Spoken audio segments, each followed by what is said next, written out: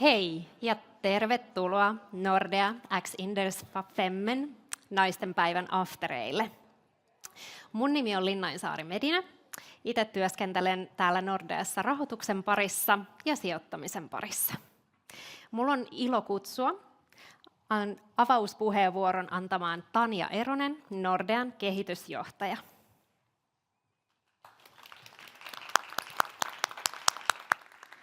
Mä en yleensä pääse tälle aplodien saattelemaan tulemaan, niin kiitos teille tosi paljon. Tosi kiva olla täällä ja tosi kiva, kun te olette kaikki päässeet tänne paikan päälle ja sitten tosi kiva, kun te olette kaikki siellä kotiruudun ääressä päässeet kuuntelemaan. Ja tämä tapahtuma on meille semmoinen, mistä me ollaan tosi iloisia. Tämä on oikeastaan tämmöinen ensimmäinen iso ilmentymä meidän Nordean välisestä yhteistyöstä Inderesin kanssa ja meidän salkunhaltijat yhteistyöstä. Ja tämä on semmoinen, mistä me ollaan innoissaan sen takia, koska me ollaan koettu, että ehkä puuttuu sellainen sisältö sijoittamisesta, missä pääsee helposti perehtymään sijoittamisen saloihin asiantuntevasti sillä tavalla, että mitään ei oikaista, mutta kuitenkin silleen niin kuin mielenkiintoisesti ja helposti ymmärrettävästi. Ja toivottavasti me pystytään tuomaan sitten tämmöistä sisältöä. Me ollaan sekä Inderesin että Nordean nettisivuilla jo koottu aika paljonkin sisältöä, ja se tulee kasvamaan tässä tämän yhteistyön edetessä, niin käykää vilkaisemassa siellä sitä sisältöä. Ja toivottavasti sieltä löytyy myös paljon semmoista inspiroivaa oppia, mikä auttaa teitä sitten eteenpäin teidän polulla. Ja me ollaan tässä meidän uudessa toimistorakennuksen valopihalla noin vuoden päivät me ollaan saatu olla töissä tässä toimistolla. Ja mä jotenkin, niin kuin itselleni ainakin tämä edustaa jotain semmoista uutta aikakautta tämän niin kuin viherseinän kanssa, että jotenkin keskellä talvejakin voi kokea silleen, että on niin kuin jotenkin lähellä luontoa töissä, vaikka ulkona on jotenkin pimeätä ja harmaata, niin kiva saada tavallaan teidät myös tänne meidän tiloihin. Ja aika niin kuin melko samoihin aikoihin tai vähän sen jälkeen, kun muutettiin tänne, niin sitten me päästiin myös julkaisemaan meidän Instagram-kanava sijoittamisesta. Ja en tiedä, kuinka moni sitä seuraa, mutta jos ette vielä seuraa, niin kannustan mieluusti seuraamaan sitä. Meidän kanavan pääspokki Jere pyörii täällä myös. Voitte vetää hihasta ja kysellä sen kanavan ylläpitämisestä, jos kiinnostaa, mutta sieltä löytyy kaikki uutiset, markkinoiden päivittymiseen ja edelliset viikkokatsaukset ja niin edespäin. Mutta en halua vielä enempää aikaa, niin halusin, että teillä on kaikilla siellä maljat. Mä itse asiassa että mulla ei ole, mutta nostetaan hei malja onnistuneelle illalle ja toivottavasti tästä tulee teille semmoinen ilta, että antaa teille tosi paljon eväitä sitten teidän tulevaan salkun rakentamiseen. Hei, tervetuloa kaikille. Kiitos Tanja. Kiitos. No meillä on tänään mielenkiintoinen matka yhdessä täällä live-yleisön ja streamin kanssa. Lähdetään katsoa vähän, mitä on illan agendassa.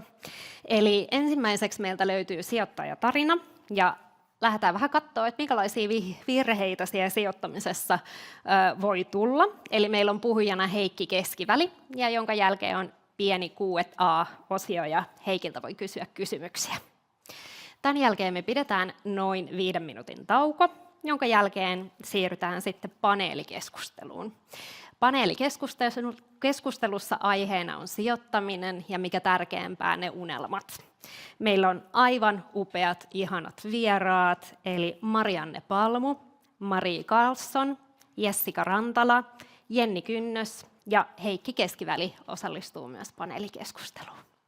Paneelikeskustelun lopuksi on varattu aikaa, että te voitte esittää niitä kysymyksiä, että täällä paikan päällä ja striimissä. Mutta ennen kuin päästään vauhtiin, käydään vähän tärkeitä käytännön asioita läpi. Eli jos sitten hätä yllättää, täällä paikan päällä vessat löytyy tuolta suoraan taaksepäin ja vasemmalle.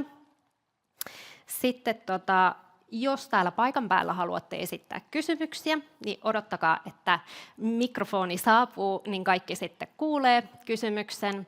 Ja striimissä sitten löytyy chatti täältä vasemmalta, ja sinne voi sitten myös pitkin tätä striimiä laittaa niitä kysymyksiä tulee.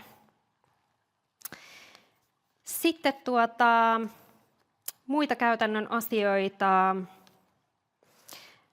niin kännykät äänettömälle, kiitos, niin pidetään sitten, ettei häiritä tätä tapahtumaa. Hyvä. Aloitetaan meidän ensimmäisestä vieraasta, ja mulla on ilo ja kunnia kutsua tänne Heikki Keskiväli paikalle.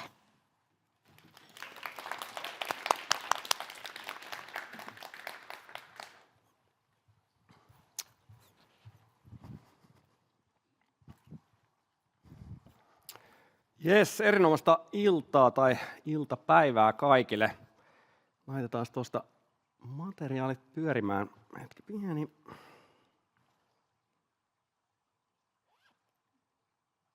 Noniin, jes.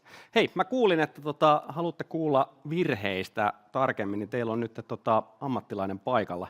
Nimittäin ensimmäiset puoli vuotta, kun oli mennyt, sori jos mä saan vielä klikkerin tuosta toimimaan. Saako hieman jeesiä tuosta? Katos nyt. Jes, no niin. Eli haluaisitte kuulla virheistä ja ammattilainen paikalla. Ekat puoli vuotta sijoittamista kun oli takana, niin ai että hyvä alku, puolet omaisuudesta 10 000 oli hävinnyt. No niin, ei siinä mitään. 15 vuotta lisää sijoittamista, niin sitten mä aloin olla niin kuin todella hyvä. Tappiot yhteenlaskettuna yli 300 000 euroa. Nyt tietää, mistä puhutaan, mitä virheisiin tulee. Mutta hei, esiintymiskoulutuksessa aina puhutaan siitä, että tunne yleisösi, niin näin naistenpäivän kynnyksellä. Otetaan pari faktaa nyt tähän alkuun vielä. Naiset, te olette parempia sijoittajia kuin miehet. Tämä ei ole mikään mielipide, tämä on fakta. Fidelity tutki 5 miljoonaa asiakastiliä 10 vuoden ajalta. Naisten tuotot 0,4% vuodessa enemmän. Jos ei sitä usko, Hargreaves Lansdowne teki 3 vuoden tutkimuksen, tuotot 0,8% vuodessa enemmän kuin miehillä. Warwick Business School, sama lopputulos, vähän korkeammat ylituotot, 1,8%. Eli erittäin hyvä lähtökohta siihen, että sijoittaminen kannattaa. Mutta koska aika on rajatusti ja pitää olla tiivis, niin mä ajattelin puhua jostain tosi spesifistä, eli IFRS 16 kirjanpito ja vuokravelvoitteiden vaikutus velkaan, niin syvennytään tähän seuraavaksi. No ei tietenkään. Eli sijoittajatarina virheet sijoittamisessa. Tosiaan mun nimi on Heikki Keskiväli, yksityissijoittaja, kirjoittanut kirjan Tähtäimessä osakkeet, mutta päivätyökseni niin herään aamuisin vähentääkseni päästöjä ja luodakseni lisäarvoa, eli uusiutuvien parissa menee päivätyöt. Osa 1. Ketkä tekee virheitä? Lentomatkustaminen on vuosi 2018. Ajatellaan, että katsotte tätä dataa. Tässä on grafiikka, kuinka monta miljardia matkustusmailia jenkit lentää. Nähdään tuommoinen tasaisesti nouseva graafi. Siellä on jopa VTC, kaksoistorni iskut seassa. Juuri ei näy missään. Eli tasainen nousu, oikein hyvä lähtökohta sijoittaa lentoyhtiöihin. No, muuan sijoittaja sanoi vapaasti suomentaen, uskon, että lentomatkustusmäärät ovat suurella todennäköisyydellä korkeampia 5-10 vuoden päästä. Mitäs kävi? Kuten hyvin tiedetään, korona. Aivan järkyttävä. Lentäminen nollaan. Me elettiin se kaikki läpi. Tiedetään, mitä se tarkoitti arkeen. Hyvin odottamaton tapahtuma monellakin tapaa, mutta myöskin tälle kyseiselle sijoittajalle, josta on puhe. No kuka tämä oli, tämä sijoittaja? Kuka tekee näin pahan virheen? Maailman paras sijoittaja, Warren Buffett.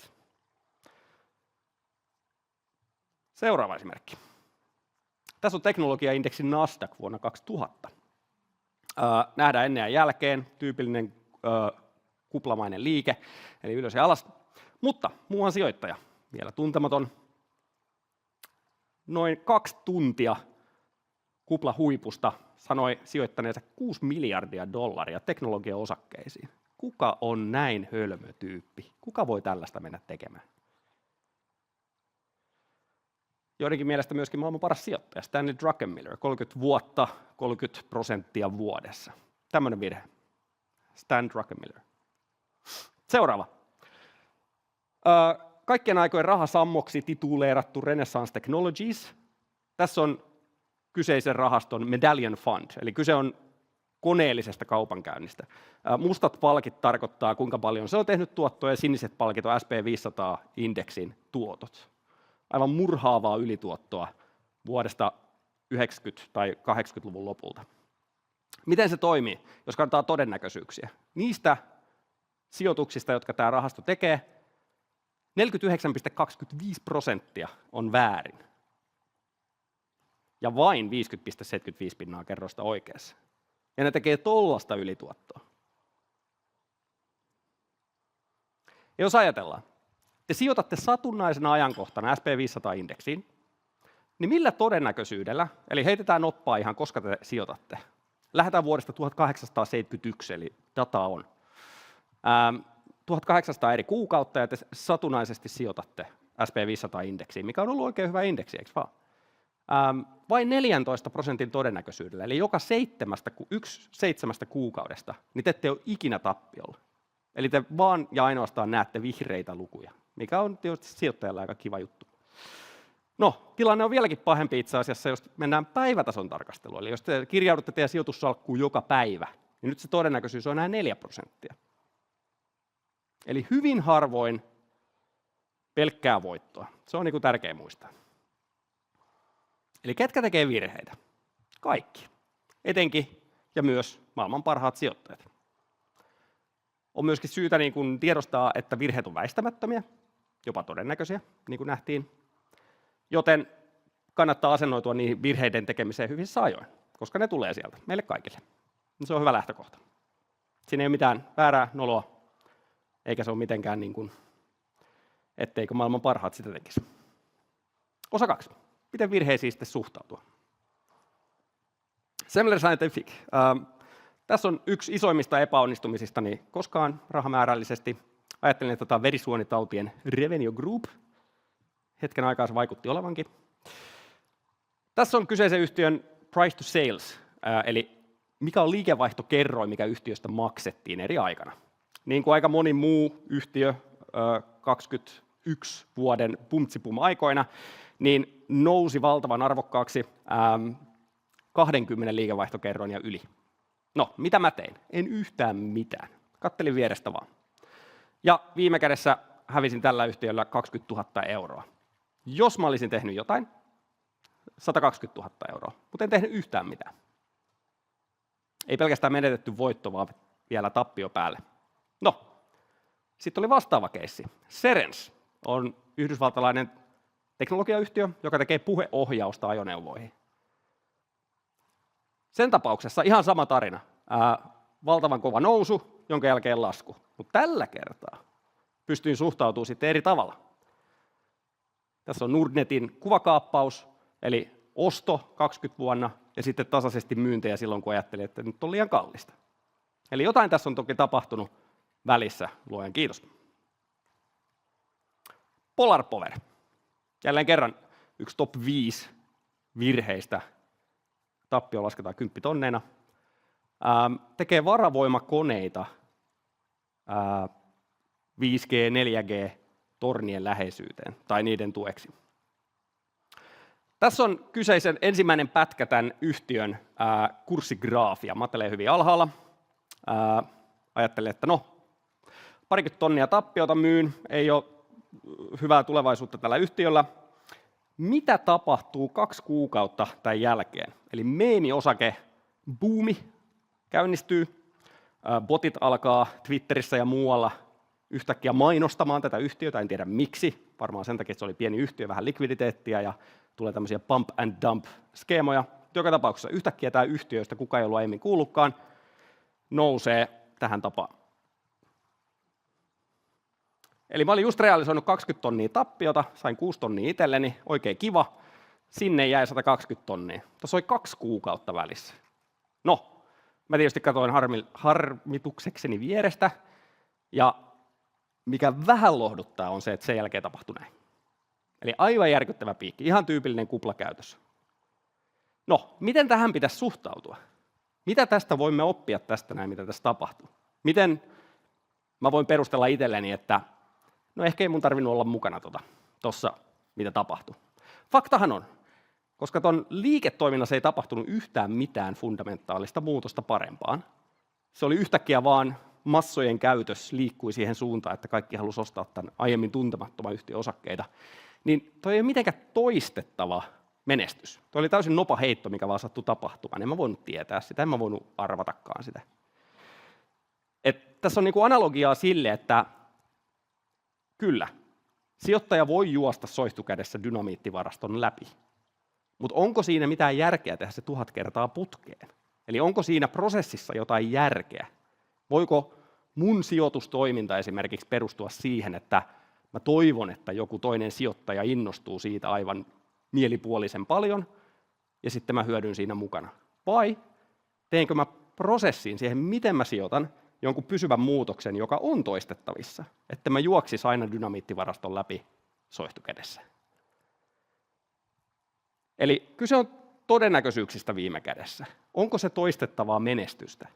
Jos kukaan on pelannut ikinä pokeria, niin tietänee, että S-pari kädessä, Texas Hold'em pokeria anteeksi, niin S-pari kädessä on paras käsi, minkä voi kukaan pelata.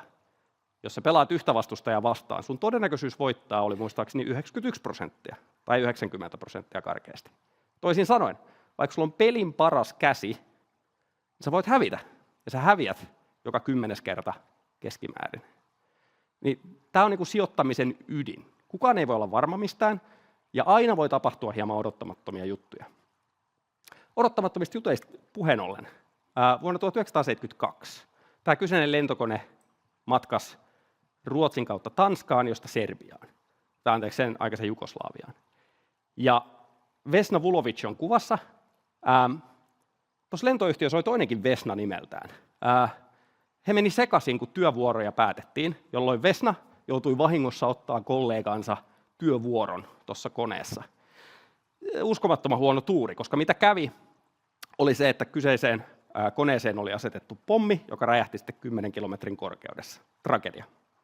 Minkä takia Vesna Vulovic päätyi Guinnessin ennätyskirjaan, oli se, että hän selvisi hengissä siitä pudotuksesta. Hän putosi 10 kilsaa ja selvisi hengissä siitä. Hän sitten eli täyden elämän, mutta hänet tunnetaan siitä. Mutta tämän tarinan opetus, miksi mä nyt jaan tämän, on se, että vaikka Vesna Vulovic selviytyi lentokoneesta putoamisesta, niin se ei tarkoita sitä, että se olisi hyvä idea hypätä ilman laskuvarjoa koneesta. Eli jälleen kerran, onko se prosessi sellainen, että siinä on järkeä toistaa ja toistaa ja toistaa sitä, vaiko eikö? Ei kukaan hyppää koneesta ajatellen, että mä oon seuraava Vesna. Ei tietenkään, se olisi ihan hullua. Eli mitä sijoittajan pitää niin kuin ymmärtää ja asemoitua on se, että okei, lopputulos vastaan se prosessi, mitä sä teet. Esimerkiksi se, että Buffett häviää lentoyhtiöillä, se prosessi oli tosi hyvä, mutta se lopputulos oli tosi huono, eikö vaan? Se, että Druckenmiller häviää Nasdaqissa, no hän itsekin myönsi, että okei, prosessi oli tosi huono, hän tiesi tekevänsä virheen, hän teki sen silti, ja lopputulos oli myös huono.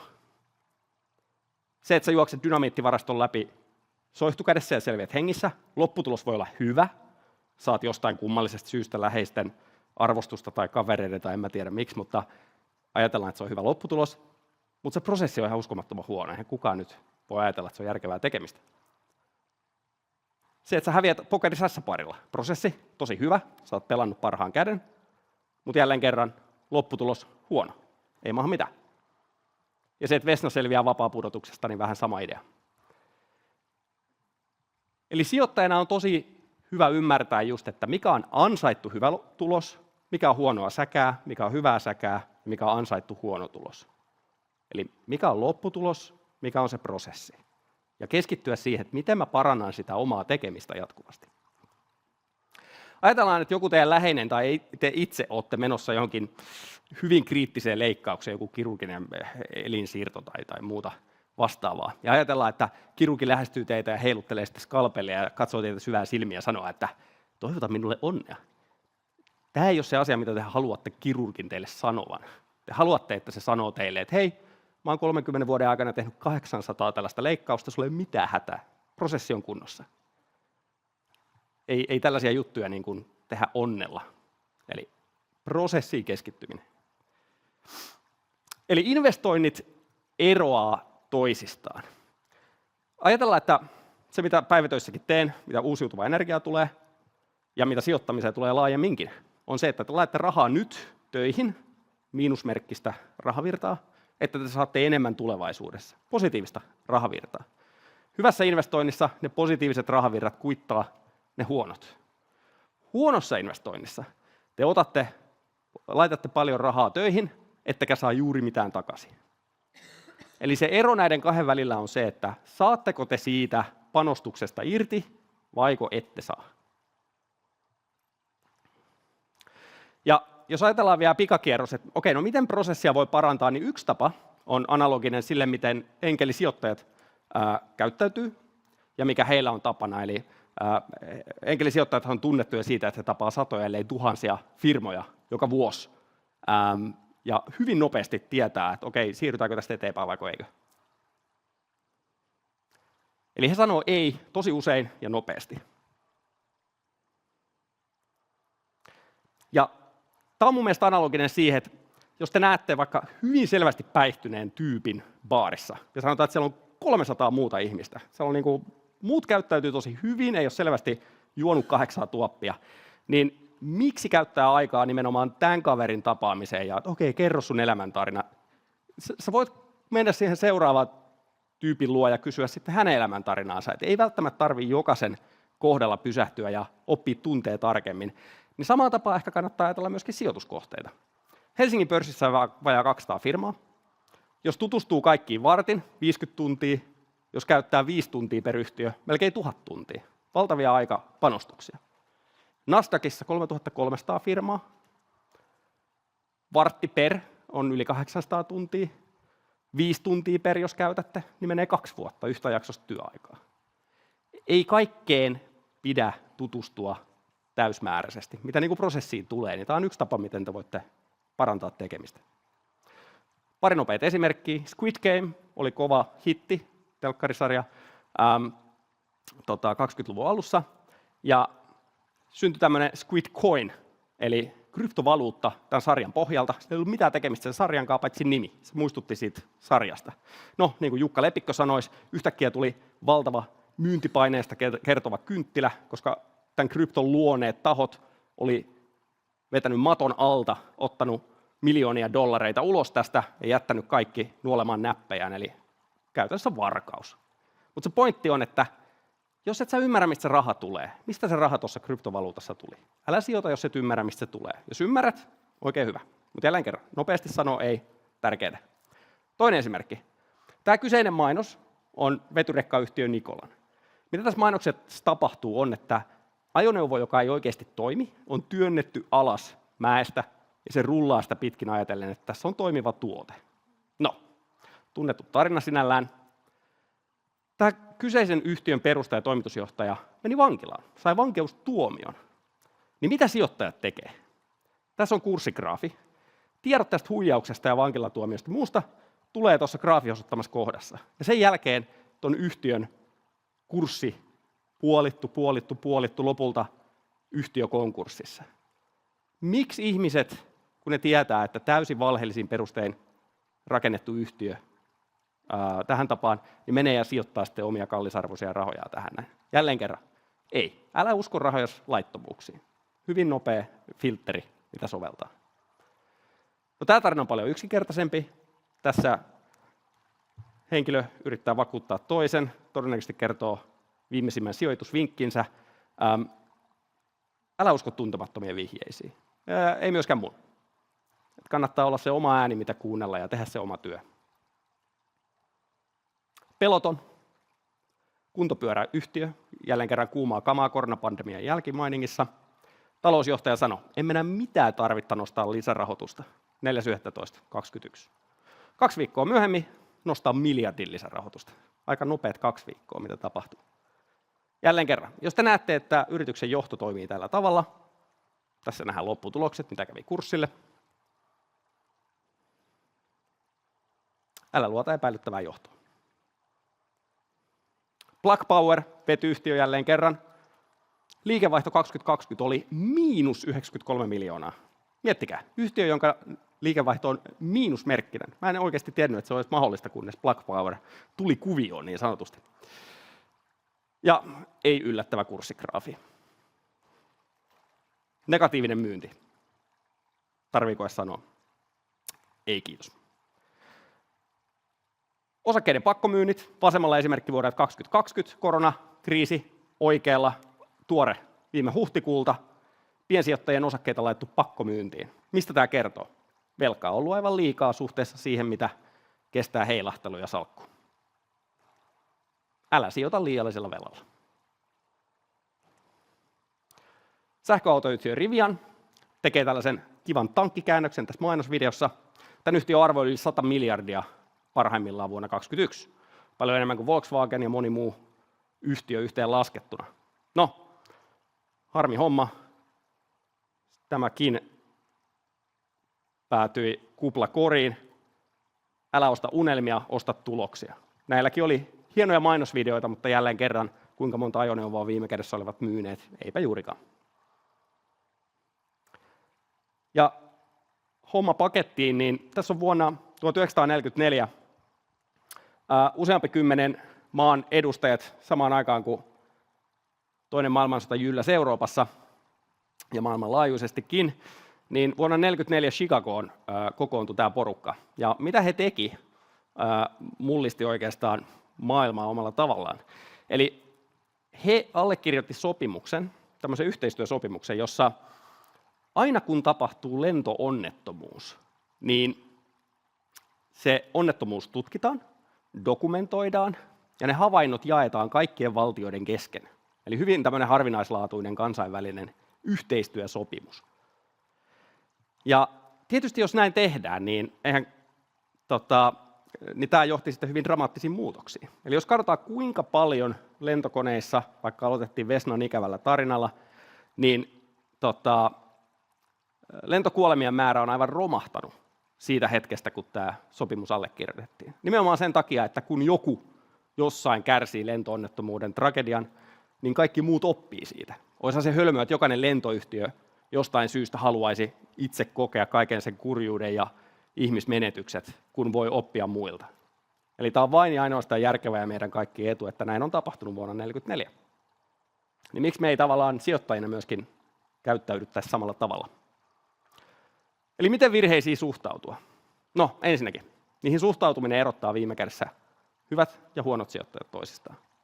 On tosi tärkeää keskittyä siihen prosessiin. Mikä on semmoinen toistettava asia, jota mä voin tehdä kerrasta toiseen ja tuijottaa vähemmän sitä tulostaulua. Virheet, joita me tehdään, oli se sitten elämää, yksityiselämää, sijoittamista, ne on tärkeitä investointeja, mutta, ja tämä on tärkeä, teidän täytyy oppia niistä. Jos te ette opi niistä, se menee hukkaan.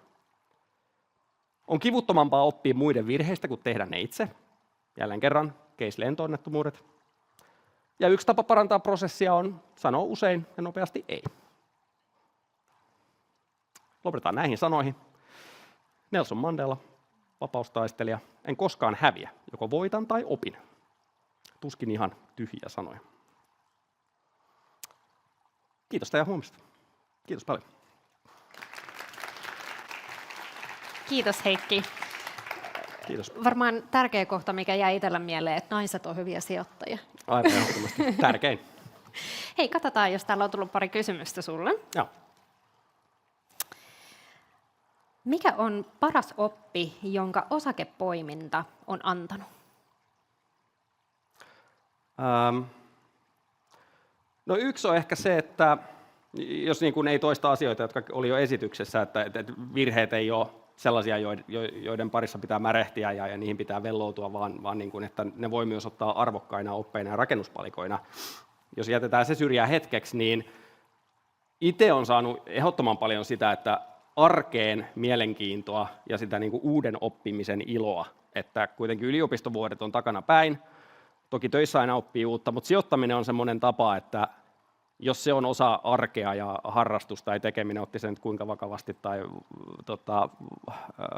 rennosti vaan, niin siitä huolimatta niin se tuo aina uutta sisältöä ja aina jokainen tapahtuma maailmalla, oli se niin kuin hyvä tai huono tai erikoinen, niin jos sijoittaa, niin jollain tapaa aina ajattelee, että okei, nyt tapahtuu jotain mitä mielenkiintoista, mistä mä voin oppia. Joku yhtiö jossain voi joko hyötyä tai kärsiä tästä, että se tuo niin kuin jatkuvaa oppimista. Että se niin kuin uuden oppimisen ilo on ehkä se sijoittamisessa se kaikista arvokkain juttu, mikä ei todellakaan ole rahalla mitattavissa, mutta sitten taas samaan aikaan en mä vaihtaisi sitä edes rahaan, joten sitä arvokkaampaa.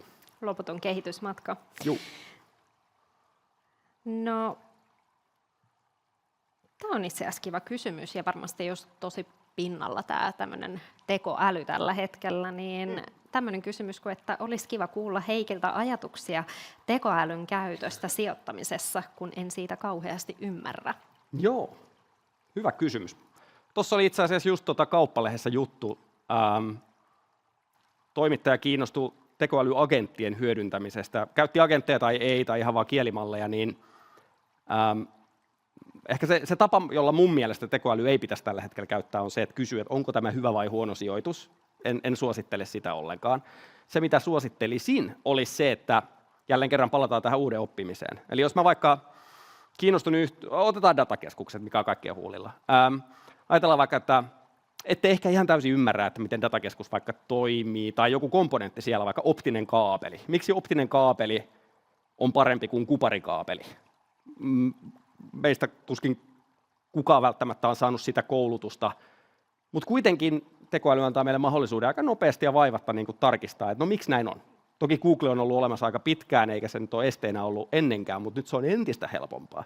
Eli joka kerta, jos mä törmään tällaiseen, että hei, kupari on parempi kuin optinen kaapeli tai toisinpäin, niin se, mitä esimerkiksi itse tekee, aiemmin tietysti kysyin tekoälyltä, miksi näin on, ja sitten ymmärtää paremmin sen jälkeen. Ja siitä jatkojalostus on se, että nykyään mä teen näistä niin kuin omia podcast-jaksoja. Eli mä pyydän podcast-muotoisen selostuksen jostain teemasta, esimerkiksi tämä, ja sitten mä kuuntelen sen matkalla töihin tai lenkillä tai jotain, tai kokatessa mitä tahansa tekeekään. Niin se on aika siisti juttu, että pystyy niinku muovaamaan myöskin omaa mediaa, jota kuluttaa, ei pelkästään mitä lukee, vaan myös mitä kuuntelee. Ja sitten se pätee myöskin yrityksiin, eli esimerkiksi yksi tekoälyagentti, tai oli se agentti tai ei, mutta voi pyytää, että mä en tunne tätä yritystä ja mä haluan oppia tuntea sen paremmin, niin mä saan 10 minuutin briefin siitä, että mitä se tekee, mitä kilpailijoita sillä on, arvoketju, markkina-asema, kaikki niin kuin mikä nyt tahansa kiinnostaakaan, niin mä saan sen niin kuin tiiviissä paketissa.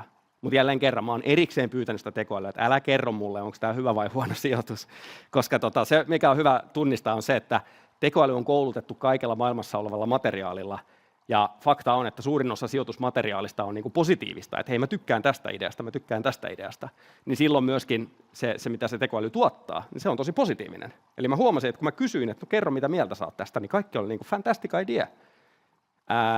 Mutta se on vähän niin kuin, aika nopea huomasi, että tässä on tietty kaava, ja sitten alkoi miettiä, että mistä se voisi johtua. Niin sen takia mä jätän ne kysymykset pois kokonaan. Just näin, eli päätös pidetään kuitenkin itsellä, mutta aivan ehdottomasti. Sitä tietoa ja voi hankkia sitten vähän niin kuin tiiviimmässä muodossa tämän tekoälyn avustuksella. Just näin. Ja ruokkii myöskin sitä niin kuin uuden oppimista koko ajan. Eli jos se on niin kuin, ja tietysti se on niin kuin iso osa sitä antia, se uuden oppiminen, niin se olisi vähän tavallaan sääli, jos senkin ulkoistaisi vielä tekoälylle, että no ei tarvitse oppia, että antaa sen tehdä päätökset. Niin jotenkin kaikki, missä se ilo sitten on. Kiitos. Sitten täällä oli kiva kysymys, että mikä on rakkain sijoitus? Jaa, aika paha. Onko se jonkinlaista tunneyhteyttä johonkin sijoitukseen? Kelle annat eniten lovea? Vanha viisaushan on, että ei kannata sijoituksiin rakastua, että ehkä tämä on niinku kompa. Nyt mä oon niinku tekemässä yhden virheen lisää. Ei siis, vähän niin kuin Mälsä-vastaus on niinku kaikki siihen uuden oppimiset, kaikki kirjat tai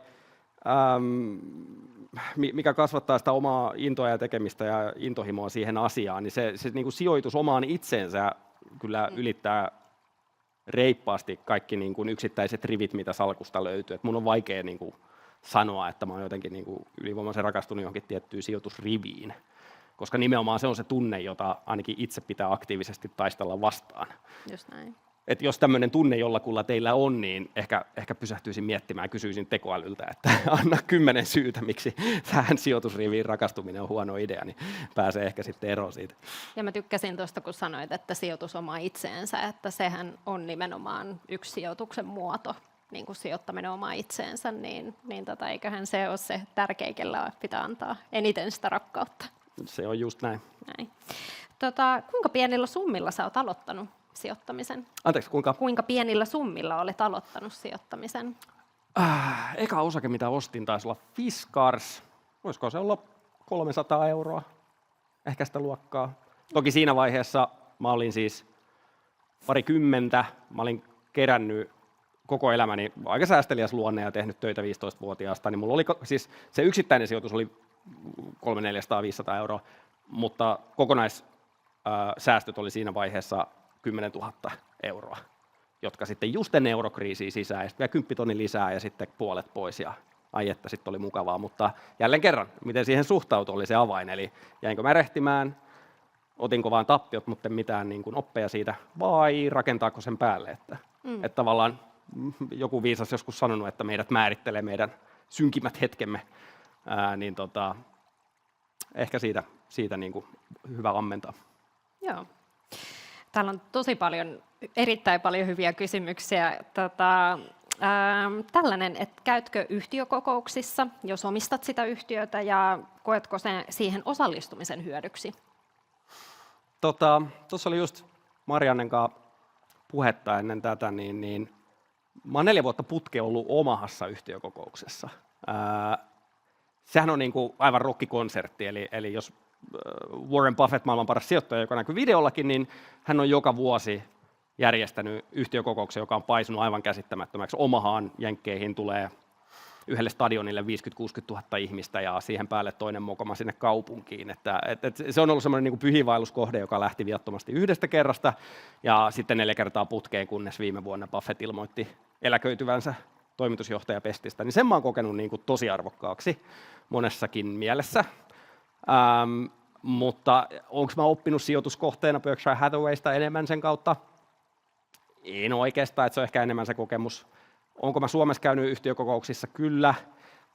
Ei se mun mielestä ole parasta ajankäyttöä. Eli mäkin olen töissä firmassa, jonka yhtiökokoukset saattaa kestää 4 tuntia. Sinne saattaa ihmiset tulla joidenkin omien laskujensa kanssa ja kysyä, että no, toimitusjohtaja tai hallituksen puheenjohtaja, kerro, mitä tämä minun laskuni minulle kertoo, ja sitten kuunnellaan 15 minuuttia sitä vastausta siinä tai kysymystä, niin onko se teidän parasta ajankäyttöä? Mä sanoisin, ei.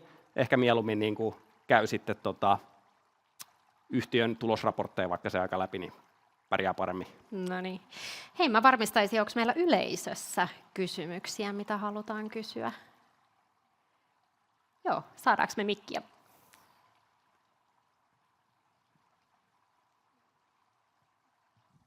Joo, hei, yksi kysymys liittyy siihen, että mitä sä oot oppinut osakkeiden myynnistä, mikä on ollut isoin oppi myymisestä?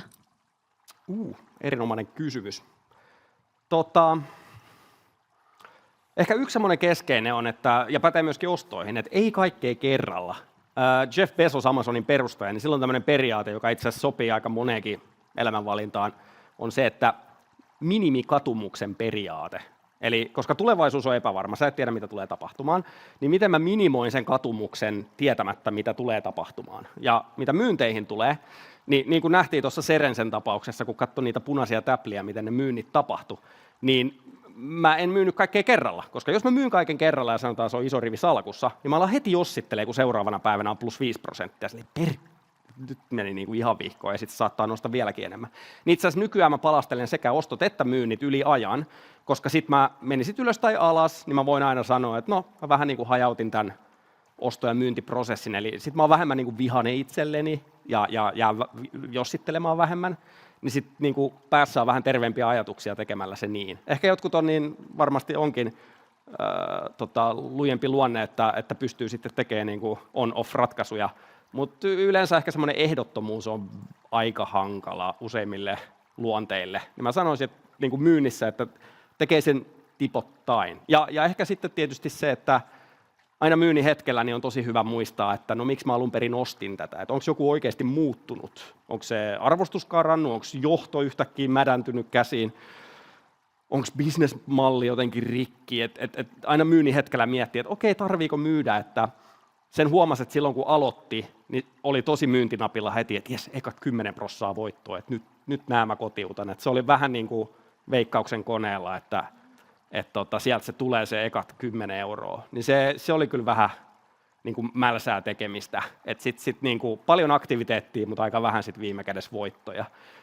Kyllä mä niin kuin näkisin, että sit kun sijoittaa, niin oikeasti miettii, että okei, mikä tämä niin kuin parin vuoden suunnitelma on, ettei myöskään niin kuin kotiuta voittoja sitten ehkä liiankaan nopeasti. Ymmärrän, että traderit ja nopeat kaupankävijät on tästä eri mieltä, mutta se on vähän elämäntapavalinta, että mä olen pitkä aikavälin osakepoimija. Niin semmoisen vastauksen myös sitten annan. Mutta kiitos, hyvä kysymys. Kiitos. No, tätä ehkä kysytään tosi paljon aina osakkeisiin liittyen, että mitkä on ne maagiset tunnusluvut, mitä pitää tarkastella. Onko sulla semmoisia niin lempparitunnuslukuja? Tämä kysymys tuli yhdessä paneelissa ja sitten 3 muuta antoi melkein saman vastauksen, niin sitten mun vastaus oli, että kaikki muut paitsi ei noi. Tarkoittaen siis sitä, että kun siellä tuli PE, osinkotuotto, mun ongelma niin on siinä se, että ne on niin käytettyjä tunnuslukuja, että niin kun kaikki kiinnittää niihin niin paljon huomiota, niin ne on melkein takuu varmasti jollain tapaa ansoitettuja. Ja mitä mä tarkoitan sillä on se, että Stanley Druckenmiller, joka oli tuossa videossa aiemmin maailman paras sijoittaja tietyillä mittareilla, sanoo, että suurin virhe, minkä sijoittajat tekee, on, että ne sijoittaa nykyhetkeen. Osinkotuotto, PE-luku, niin kuin ne perinteisesti mielletään, niin ne on niin kuin nykyhetkestä kuvia. Snapshotti, vähän niin kuin Polaroid-kuvan ottaisi nykyhetkestä ja saisi niin kuin sen snapshotin, että mikä on PE tai osinkotuotto. Mutta se, mihin sijoittajan pitää nimenomaan sijoittaa, on se, että okei, mitä se seuraavat 3-5 vuotta tuo tullessaan. Eli se PE-luku voi olla ihan roskaa, se osinkotuotto voi olla aivan nolla, ja silti se voi olla ihan fantastinen sijoitus. Eli just se, että mahdollisimman eteenpäin katsovia asioita, kuin että vain ja ainoastaan sitä snapshottia, Polaroid-kuvaa niin kuin nykyhetkestä. Niin sen takia mä vältän näitä tyypillisimpiä itse asiassa hyvin paljon. Pari viimeistä kysymystä, mä vähän yhdistän nämä ja mun mielestä tämä on tosi tärkeä, koska joskus kun puhutaan sijoittamisesta, niin tulee kuva, että varallisuutta pitää olla tosi paljon tai tulot pitäisi olla hyvin suuria, mites onko osakkeita mahdollista ostaa sit pienitulosena? Ehdottomasti. Mun mielestä useampikin välittäjä tarjoaa näitä niin kuin, kuukausia tai viikkoja, jolloin ei välttämättä ole mitään niin kuin välityspalkkioita, että voi ostaa tiettyjä osakkeita ilman, että sieltä välistä lähtee mitään. Niin siinä tapauksessa voi hyvinkin olla, että 50 tai 100 euroa on niin kuin, järkevä määrä ostaa kerralla. Sen alle voi ehkä olla hankala perustella, koska sitten kuitenkin, jos haluaa joskus myydä, siitä lähtee 10 euroa vaikka myyntikulut pois, niin sitten se aika nopeasti syö voitot sieltä. Et tietyn rajan alle mä en menisi, että niin kuin 200 alle.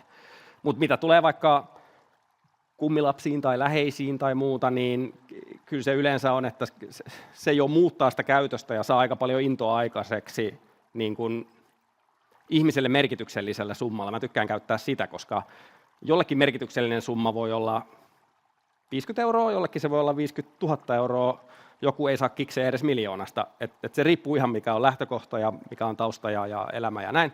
Lähtökohdat on erilaisia, mutta mikä tekee sijoittamisesta hienoa on, että voi sijoittaa itselle merkityksellisillä summilla, koska sitten mä oon myös nähnyt sen, että vaikka on 50 euroa tai 100 euroa kiinni, niin minkälaisen kipinän se saa ihmisessä aikaiseksi. Ja yhtäkkiä hän alkaa osallistua tällaisiin tilaisuuksia, juttelee 10 ihmiselle ja saa kavereita. Ja sitten yhtäkkiä sulla on harrastus ja yhteisö ja sä oot virkeämpi ja energisempi. Ja paljon on sijoituskirjoja kirjoittanut sijoittajat, ketkä on elänyt 107, 105, 99-vuotiaaksi. Et se on niinku harrastus, jota voi tehdä niinku koko elämän ja se voi alkaa 50 sijoituksesta, kun taas mä oon samaa ikäluokkaa kuin Cristiano Ronaldo ja Messi, ja ne on niinku uran ehtoopuolella, niin se on vähän niin kuin surullinen ajatus, tietäen, että kuinka paljon elämää todennäköisesti toivottavasti on edessäpäin, niin sijoittamisessa ei ole sitä ongelmaa. Niinku todennäköisesti te ette piikkaa siinä niinku 40, 30 korvilla, että se on vaan niinku, jos oppii virheistä jatkuvasti, niin se on vaan niinku nousukäyrä aina sitten pitkällä. Hyvä, ja viimeinen kysymys, niin miten välttää stressiä ja ylireagointia? Toi on itse asiassa yksi tärkeä syy aloittaa myöskin pienillä summilla, vaikkakin itselle merkityksellisillä, koska markkina on kallis paikka oppia tuntemaan itsensä ja tavallaan niin kuin omaisuuden heilahtelujen näkeminen joka päivä ja joka tunti ja joka sekunti, niin se on juttu, jota ei kirjasta voi oppia. Että jos te pelkäätte vaikka hirveästi hämähäkkejä tai opettelette ajaa autoa tai pyörää tai rakastuminen tai ihastuminen, ne on vähän sellaisia juttuja, että okei, sä voit lukea siitä, miltä se tuntuu niin kuin olla vaikka kauhuissaan tai intohimoinen tai jotain, mutta sitten niin kuin, että se tunne, kun se tulee, niin että okei, mitä nyt tapahtuu ja mitä mä käyttäydyn siinä, niin sijoittaminen ja siihen liittyvä volatiliteetti, niin siihen suhtautuminen, niin ei sitä voi kokematta oppia sitä suhtautumista, niin sen takia myöskin se aikaisin aloittaminen on tosi tärkeää, koska siinä saa ne opit, plus sitten niin kuin innostuu ja kiinnostuu yhä enemmän niistä, mitä omistaa. Eli sen takia hyvinkin pienillä summilla aloittaminen on tosi tärkeää. Mahtavaa, loistavia vinkkejä. Hei, nyt tässä välissä pieni tauko ja jatketaan aivan kohta paneelikeskustelulla. Kiitos. Hei, ja jatketaan nyt sitten paneeliosiolla. Oletteko te miettinyt, miksi te juuri sijoitatte? Yleensä vastauksena on unelmat. Jollakin se voi olla oma koti, toiselle sitten maailman ympärysmatka. Itse muun muassa aikoinaan 25-vuotiaana poltin päreiksi omat sijoitukset ja lähdin 6 kuukaudeksi maailman ympäri ja aloitin ihan pohjalta taas uudestaan säästämään uusia unelmia varten. Toiselle se voi olla vaikka uranvaihdos ja tehdä rohkeita uranvalintoja. Siksi unelmat on just niitä parhaimpia motivaattoreita. Ja tänään me päästään vähän kuulemaan, että miltä näiden henkilöiden polku on näyttänyt. Ja jokaisen polku on varmasti ollut erilainen. Meillä on upea kattaus panelisteja. Ja täällä on paikalla tänään sitten esittäytymässä Heikki ja Marianne, Marie, Jessica ja Jenni. Kerrotteko te vähän tarkemmin, ketä te olette? Mä voin varmaan vaikka aloittaa. Mä oon tosiaan Jessica Rantala ja mä olen yrittäjä, sijoittaja ja oon toiminut nyt yrittäjänä tässä 5 vuotta ja ennen sitä mä olin pankissa private bankerina ja Joo, ja mä oon Marie Karlsson. Olen ammattisijoittaja töissä Nordealla. Olen ollut osakesijoitusten parissa töissä jo yli 15 vuotta. Osakeanalyytikkona, salkunhoitajana, nykyään myös sijoitusjohtajana. Eli vastaan täällä Nordealla noin 10 miljardin euron sijoitusvaroista, jotka on kaikki sijoitettu pohjoismaisiin osakkeisiin. Moikka, mä oon Jenni Kynnös, Leijonaluolasta tuttu enkelisijoittaja ja sarjayrittäjä. Aloitin urani perustamalla Suomen suurimman TikTok-toimiston ja sen jälkeen on perustanut seksikkään taloushallinto ERP-automaatiotalon Moretimen, tilitoimiston Kirjanpito Kuumaa, Moneybean, toimisto Mummolan ja Itsibitsi Groupin, eli mä ostan pieniä yrityksiä tällä hetkellä työkseni. Ja mä oon Marianne Palmu. Mä oon toiminut Inderesillä pian 16 vuotta ekonomistina ja saman verran sijoittanut. Ja mun työhön kuuluu kirjoittaa maailman menosta sijoittajille mahdollisimman ymmärrettävästi. Ja sitten mä käyn näissä kivoissa tapahtumissa myös puhumassa. Mahtavaa. Ja Heikkiin olittekin tullut ja tutuksi ja Heikki mukana myös tässä.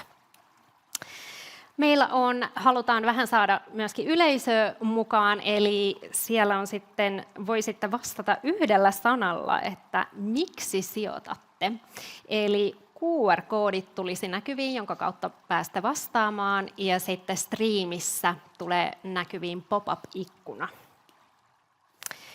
Mutta sillä välin haluaisitteko te vähän kertoa tarkemmin, miksi te sijoitatte?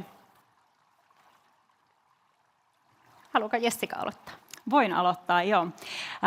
Mä sijoitan oikeastaan 2 syystä. Taloudellisen mielenrauhan takia. Mä oon itse duunariperheestä, joten mä ajattelen, että jos haluaa ikään kuin saavuttaa jotain ja nimenomaan saavuttaa taloudellista mielenrauhaa, niin sillä asialle täytyy sitten tehdä myöskin jotain. Ja mä oon myös tosi tavoitteellinen henkilö, jotenka mä ajattelen, että sijoittaminen on myöskin keino ikään kuin saavuttaa niitä tavoitteita ja ikään kuin mahdollistaa sitä, että saa sitten sitä, mitä haluaa ja näin. Niin se on niin kuin keino myöskin päästä siihen, mihin haluaa. Onko sinulla jotain tiettyjä unelmia? No paljonkin, mutta ehkä niin kuin, sijoittamisen puolella niin luonnollisesti niin kuin, salkun kasvattaminen ja myöskin sitten enemmänkin pääomasijoittaminen ja listaamattomat yhtiöt. Joo, kiitos. Vaikka mä oon ammattisijoittaja, mä sijoitan myös itse. Olen aina sijoittanut itse. Sain itse asiassa kastellahjaksi äidiltäni osakkeita. Ja ensimmäinen muistoni osakkeista oli, kun olin ehkä noin 4-vuotias ja leikin Fiskarsin oransseilla saksilla. Ja äitini kertoi, että minä omistan osan tuosta yhtiöstä, joka tekee noita sakseja. Ja 4-vuotiaana jo ymmärsin, että tämä oli ihan mahtavaa. Sen takia ehkä olenkin osakesijoituksen kanssa sitten tekemisissä tänään. No, meitsi sijoittaa sen takia, ettei niin kuin eläkkeellä tarvitsisi hävetä sitä, että kuinka vähän yöliä on tullut maksettua. Että älkää kertoko Ilmariselle, että kuinka vähän sinne tulee siirrettyä euroja, niin sitten ei tarvitse vanhana kitua. Mutta tämä on niin kuin ehkä tämä indeksirahastopuoli, että enkelisijoittaminen se on pelkkää huumaa ja ihan niin kuin uhkapelaamisen muoto mulle, että suosittelen sitä vahvasti kaikille, jotka haluaa elämäänsä jännitystä. Joo, mulla on itse asiassa muuttunut se, minkä takia mä sijoitan tässä 15-16 vuoden aikana. Ensimmäiset vuodet mä sijoitin sen takia, että mä ajattelin, että okei, sitten kun mä pääsen eläkkeelle joskus, niin sitten mulla on niin kuin massia, millä sitten matkustella ja elellä ja näin poispäin. Eli vahvasti oli semmoinen tulevaisuuteen katsova näkökulma. Ja sitten mulle tapahtui semmoinen suuri muutos elämässä, että noin 10 vuotta sitten mun äitini kuoli syöpään, ja hän oli juuri silloin 70-vuotias. Ja sitten mä aloin katsoa, että ei vitsit, että mun tuleva eläkeikä tulee ehkä olemaan se 70 vuotta näillä nykyisillä eläkeiän odotuksilla. Ja sitten mä päätin, että no niin, että nyt tämä mun sijoittamisen tavallaan ydin muuttuu, ja mä opettelin myös myymään. Eli mä edelleenkin ostan osakkeita ja rahastoja, mutta mä ajattelen myös sitä tätä päivää niissä sijoituksissani. Eli mä oon siis myynyt myös, ja mä oon sitä kautta saanut jo mahdollistaa mun unelmia, että esimerkiksi meidän perhe rakennutti talon, ja me ollaan asuttu siinä nyt pari viikkoa. Et sellainen, niin kuin, se tavallaan, miksi mä sijoitan, niin se on ollut vähän semmoista tasapainottelua tämän päivän ja tulevaisuuden kesken. Että ei kannata myöskään liian kauan odottaa, koska elämä on tässä ja nyt.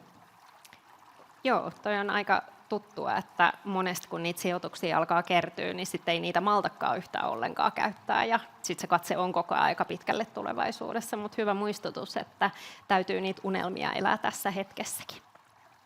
Mitäs Heikki?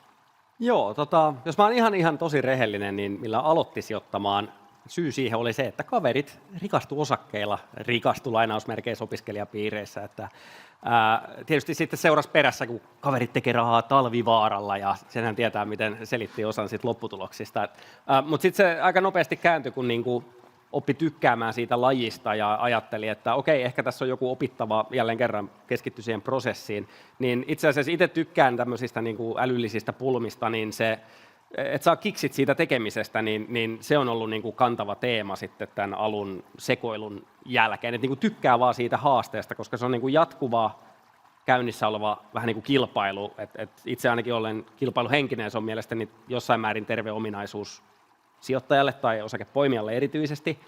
Niin se kyllä niin kuin kantaa. Ja sitten on huomannut sen, että ymmärrän, että ihmisillä on taloudellisia tämmöisiä mittareita, että sitten kun on jotain tai sitten kun on salkkuu sitä tai tätä tai niin sitten on iloinen ja tyytyväinen. Niin olen huomannut, että mitä enemmän tollaisia on ollut tai sitten ne on tullut vastaan, sitten oli taso mikä tahansa, niin sitten on huomannut, että mä itse asiassa, niin kuin mulle riittää se ajatus, että no mä voisin ostaa ton. Mutta sitten kun mä oon siinä tilanteessa, että okei, no mä voisin ostaa ton matkan tai mä voisin vaikka asua tossa tai ajaa tolla, niin sitten on silleen, että itse asiassa tämä tunne, että mä voin tehdä sen, niin se on jo riittävä.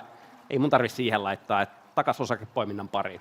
Että se niin kuin kiksiä se haaste. Ja sitten vielä viimeisenä se, että voi jakaa sitä innostusta muille. Ja jos saa edes yhden ihmisen niin kuin innostumaan, niin se on semmoinen asia, jota on vaikea rahalla mitata. Että joo, se on niin kuin tosi tärkeää. Joo. Siellä on vähän ruudulla tullut sanoja, eli näkyy vaurastuminen, turvaa, vapautta, tulevaisuutta, taas vaurastumista ja lomareissuihin ja tulevaisuuteen. Sitten siellä on joku, että hevoseen. Ihanaa. Mutta se sijoittaminen voi tuntua niin kuin jollekin ehkä abstraktilta, varsinkin jos on aloittelemassa.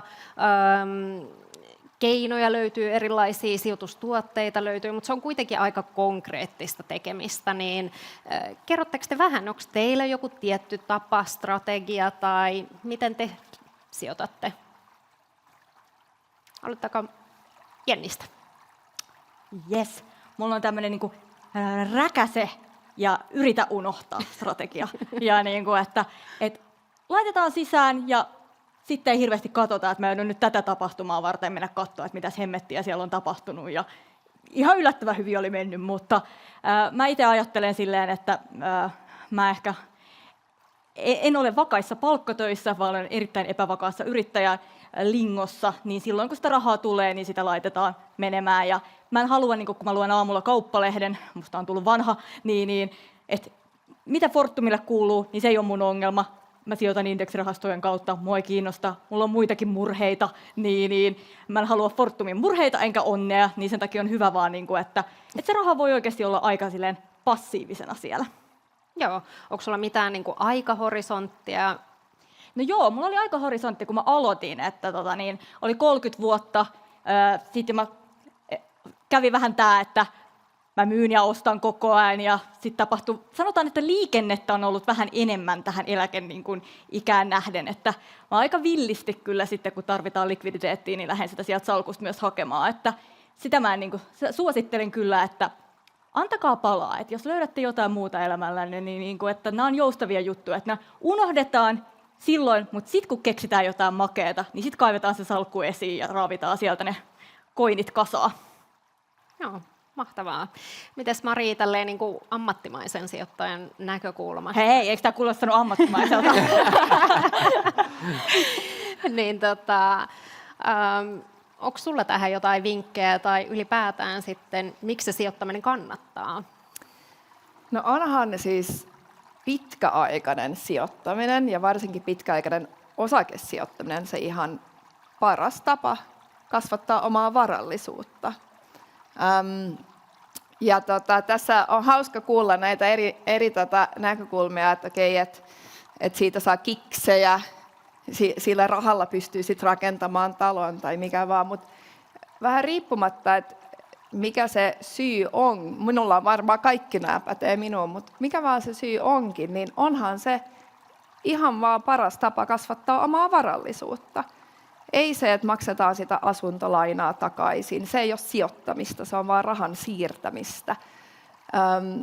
Onhan sijoittaminen, kun sä pystyt ottamaan osan siitä yrityksen arvon luonnista ja saamaan siitä itsellesi oman osan ja kasvattaa omaa varallisuutta sitä kautta, niin miksei? Mahtavaa. Otetaan vähän tähän yleisöaktivointiin taas ja me halutaan tietää vähän minkälaisia sijoittajia meillä on täällä paikalla. Eli sieltä tulee taas kohta QR-koodia näkyviin ja pop-up-ikkunaa striimiin, niin vastatkaa vähän, että onko siellä osakepoimijoita, indeksisijoittajia, rahastosijoittajia, ETF-sijoittajia? Mites Jessica, mites sun, oliko aikahorisonttia sijoittamisessa tai euromääräisiä tavoitteita? Joo. Mä lähdin aika konkreettisesti silloin alkuun. Mä oon siis sijoittanut nyt varmaan joku 15 vuotta. Niin mulla oli tosi konkreettinen euromääräinen tavoite.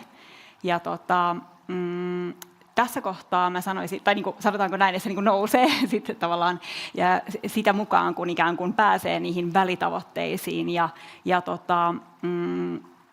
Mutta myös ikään kuin jonkinlainen ehkä ajatus siitä, että voi myös vaikuttaa. Mä ajattelen itse sillä tavalla, että no just niin kuin Heikki tuossa kävikin omassa ikään kuin puheenvuorossaan läpi just sitä, että kannattaa sijoittaa niihin asioihin, mihin oikeasti uskoo ja näkee sen tulevaisuuden, niin sitähän se sijoittaminen myös on, että jos sä uskot ja haluat ikään kuin olla jossain mukana, niin jos sä sijoitat siihen, niin sä myös ikään kuin mahdollistat sen, että he onnistuvat ja saavat sitten jotain niin kuin vielä parempaa nousua ja kehitystä aikaiseksi. Niin, sijoitushorisontti, mulla on tosi pitkä sijoitushorisontti, että mä oon tosiaan niin kuin, enemmänkin tällainen niin kuin osta-ja-pidä-henkilö, joka sitten taas aina niin kuin mielellään niin kuin ostaa lisää sitten sitä mukaan, kun on mahdollista. Mä en itse asiassa myy kauhean usein, mä oon niin kuin huono tässä, että just tuossa oli maininta siitä, että ei kannata rakastua niihin sijoituksiin ja osakkeisiin, niin siinä on vielä vähän opettelua itsellä, mutta joo.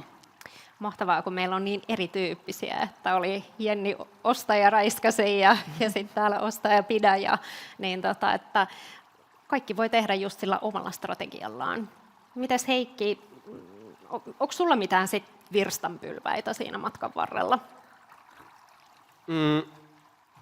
No siis ehkä tuohon vielä sijoittajatyyleihin, ehkä jos sitä nopeasti. Niin kuin yksi semmoinen, mikä on kaikkien hyvä tietysti tiedostaa, on se, että tekemällä mahdollisimman vähän yhtään mitään liikettä, eli passiivinen indeksisijoittaminen hyvin hajautetusti, niin sillä tapaa voittaa 80% aktiivisista toimijoista tilastojen mukaan, kun katsotaan vuosikymmeniä. Eli itse asiassa mitä vähemmän aikaa käyttää, niin ne lopputulokset on, niin kuin, todennäköisyydet on teidän puolella. Toki senkin voi mokata, että voi olla niin kuin muka passiivinen ja sitten, no ehkä mä otankin ton tietoturvallisuus ETF:n, niin sä et olekaan enää niin passiivinen kuin sä luulet olevasi, koska yhtäkkiä sä valitsit jonkun yhden maan alasektorin jostain, niin se on vähän niin kuin aktiivista sijoittamista naamioitu passiiviseksi. Mutta jos on aito passiivinen sijoittaja ja haluaa vapauttaa aikaansa, niin kuin tuossa tuli aiemmin ilmi, niin kuin muihin asioihin, jotka kokee tärkeämmäksi nyt kuin vaikka osakepoimia, en ajattele ollenkaan, että kaikki haluaa olla osakepoimia, joita enkä usko, että se sopiikaan kaikille, niin se on hyvä tiedostaa se, että useimmille sopii järkevä hajautettu sijoittaminen just sen takia, että se tuottaa omaisuusluokista parhaiten yli ajan, ja sitten toisekseen se on ihan nykyään ihan käsittämättömän helppoa, että se on niin kuin, mitä vaurauden demokratisointiin tulee, niin eihän tällaisia mahdollisuuksia ole ennen ollut. Jos mietitään aiemmin, että on pitänyt hattukourassa kävellä jonnekin kivijalkapankkiin, johon ei ole sisälle otettu, jos se toi jotain oikeaa sukunimeä tai jotain, en tiedä. Että niin kuin ihan älyttömiä kynnyksiä on pitänyt ylittää, jos mennään niin kuin 100-200 vuotta taaksepäin, versus, että nyt avaat puhelimen, lataat yhden appin ja sinne 200 € indeksiin töihin, niin se on valinta, joka todellakin sopii useimmille. Ja nyt ihan vaan tälle anekdoottina just kanssa osakepoimija Esa Juntunen nyt kirjoittanut myöskin erinomaisia sijoituskirjoja, niin hänhän just päätti, että hei, lapsi syntyy, on parempaakin tekemistä kuin poimii osakkeita, niin hän heitti osakepoiminnat unholaan ja passiivisiin vaan. Että tavallaan sekin käännytys on mahdollista, mutta niin kuin kukin tyylillään. Mutta se on tärkeää vaan tiedostaa nämä faktat, mitkä pätee niin kuin näihin eri tapoihin. Joo, kiitos. Yleisössä ja striimissä meillä taisi olla pääsääntöisesti just näitä osakepoimijoita ja sitten eniten oli selkeästi rahasto- ja indeksisijoittajia. ETF-sijoittajiakin löytyy jonkun verran ja asuntosijoittajia 10%. Mites sitten, Marianne, sun sijoitusstrategia? Minkälaisia unelmia sä oot saavuttanut ja onko jotain aikahorisonttia tai virstanpylväitä? Joo, kuten mä äsken mainitsin, niin mä oon jo unelmiani saavuttanut muun muassa sen talon muodossa ja sitten on sellainen tietynlainen taloudellinen vapaus ja sen mahdollisuus niin hyvin paljon ohjaa mun sijoituksia. Ja siis mähän olen ihan henkeä ja veren osakepoimija, että mulla on suurin osa sijoituksista osakkeissa, taitaa olla noin 5%, ehkä vähän yli, niin rahastoissa tällä hetkellä hajautettuna kansainvälisesti. Ja jos niin semmoista sijoitusstrategiaa miettii, niin mä oon itse asiassa mulla on aika tylsä se. Mulla on semmoinen tunnelaatuyhtiö, siis strategia. Eli ensinnäkin on se, että kun miettii sitä osakepoimintaprosessia, niin mä pidän nykyään tosi tärkeänä, että tuntee sen yhtiön. Että se on jotenkin jollain tavalla tuttu, ja jollei ole, mutta sä uskot, että se on hyvä sijoituskohde, niin sitten perehtyy siihen. Eli tekee ne kotiläksynsä. Ja toinen on se, että mä oon todennut, että laatuyhtiöt niin ovat mulle hyviä sijoituskohteita, koska ne usein, mä en ole mikään semmoinen niin kuin arvosijoittaja, että mä haen sieltä jostain pörssin roskakorista niitä sijoituskohteita ja sitten niin kuin, ajattelen, että missä se kurssinousu potentiaali on suurin, vaan mä mieluummin olen vähän silleen, että tämä yhtiö on jo todistanut, että se pärjää, sillä on hyvät kilpailuedut, niin mä sijoitan siihen. Et joskus tämmöinen tylsyyskin on hyvästä myös osakepoiminnassa. Kiitos. No tosiaan Heikki ja Marianne, te olette osakepoimijoita, niin sä sanoit, että sä haluat sitä laatua ja haluat tuntea. Onko jotain muita checklist-asioita, mitä te katsotte? No mä voin lisätä vielä tähän mun laatuyhtiö checklist, että jos näistä tunnusluvuista puhutaan, niin mä oon kyllä tämmöinen pääomantuottonainen, että mä tykkään katsoa pääomantuottoa yhtenä sellaisena tunnuslukuna yhtiöarvioitaessa. Ja vähän tästä Q&A:ssa sivuutettiinkin, mutta jos kerrotaan vielä ne green flagit sullekin. Jos pystyn tunnistamaan selkeän väärin ymmärryksen, tuo on vähän monitulkintainen, mutta mä avaan hyvin lyhyesti. Eli aina jos joku ostaa osaketta, niin jonkun ihan täytyy myydä se, eikö vaan?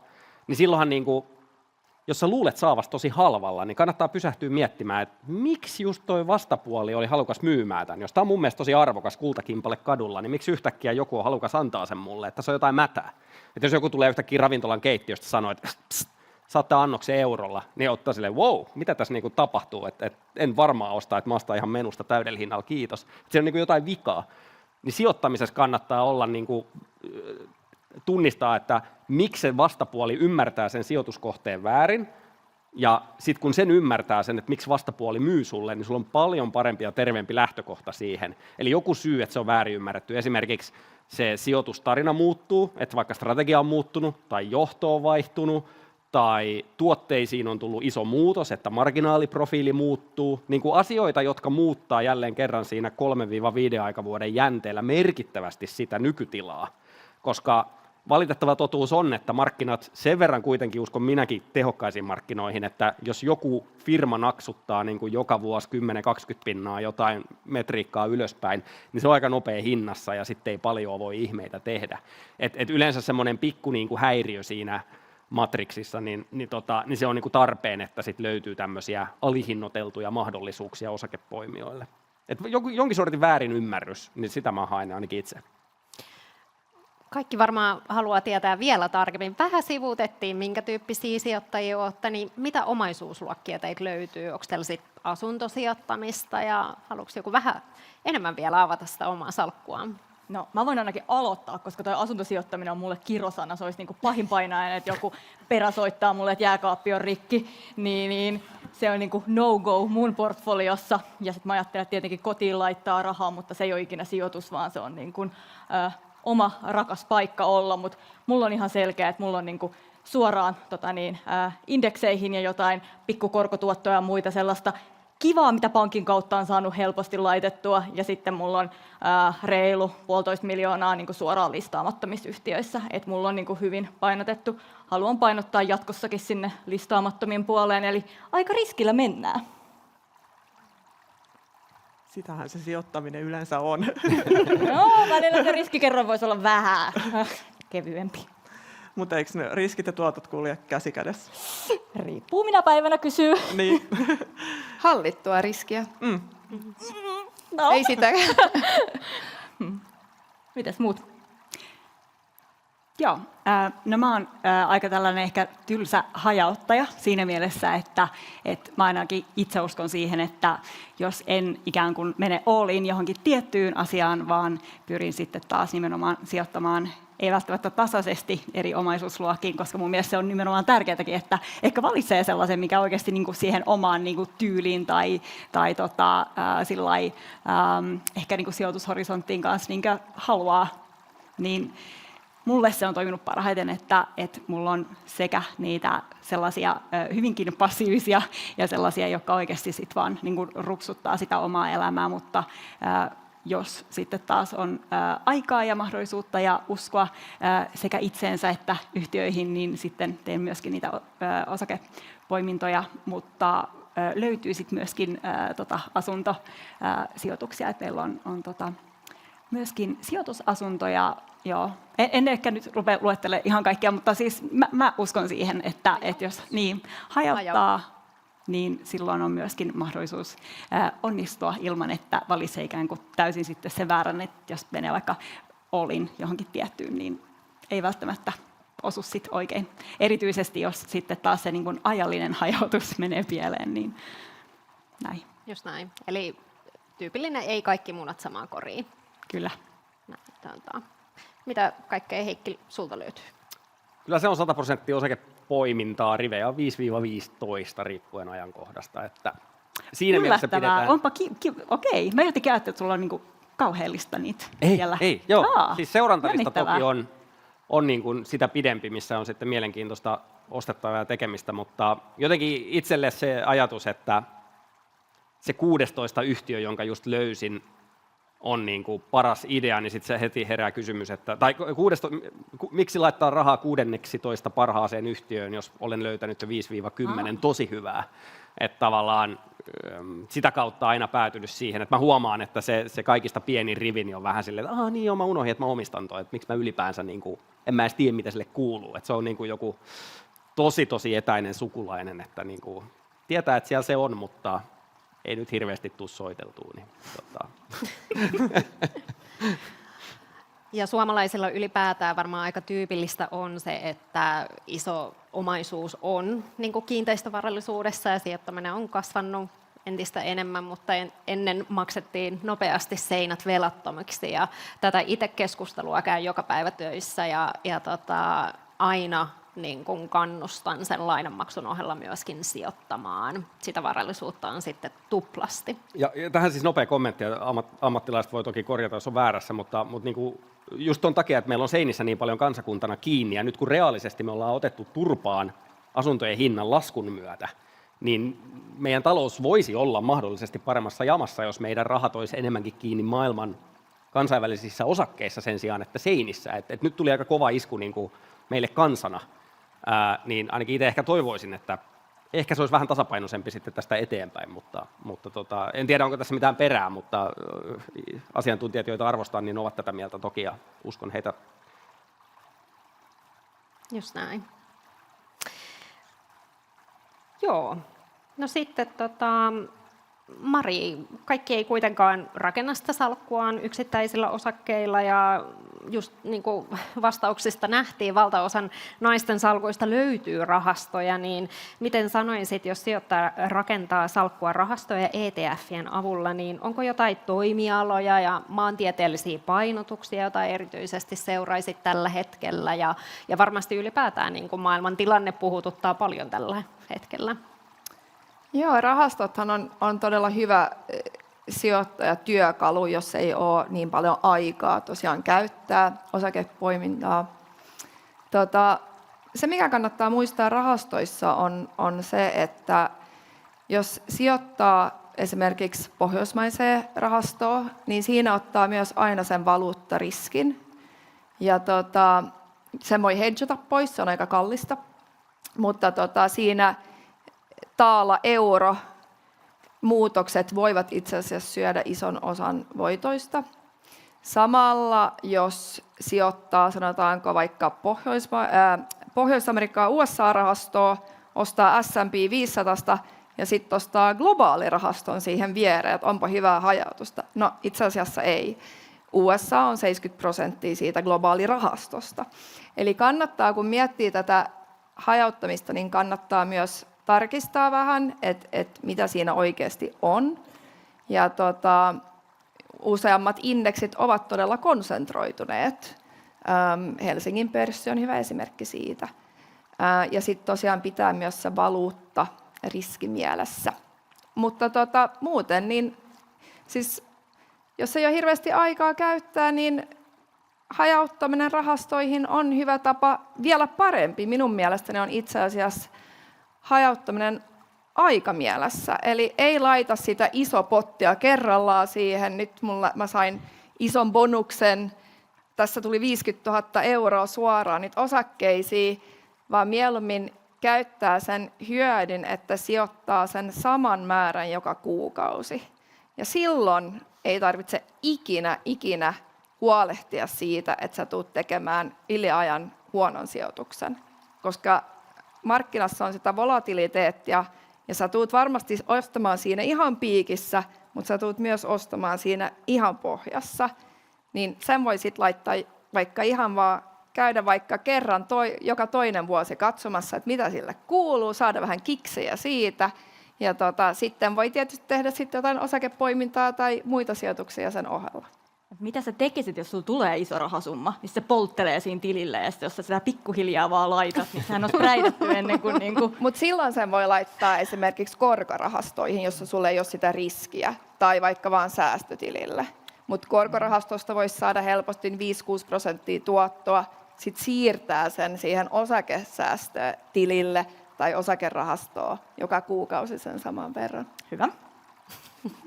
Niin mä tekisin. Joo.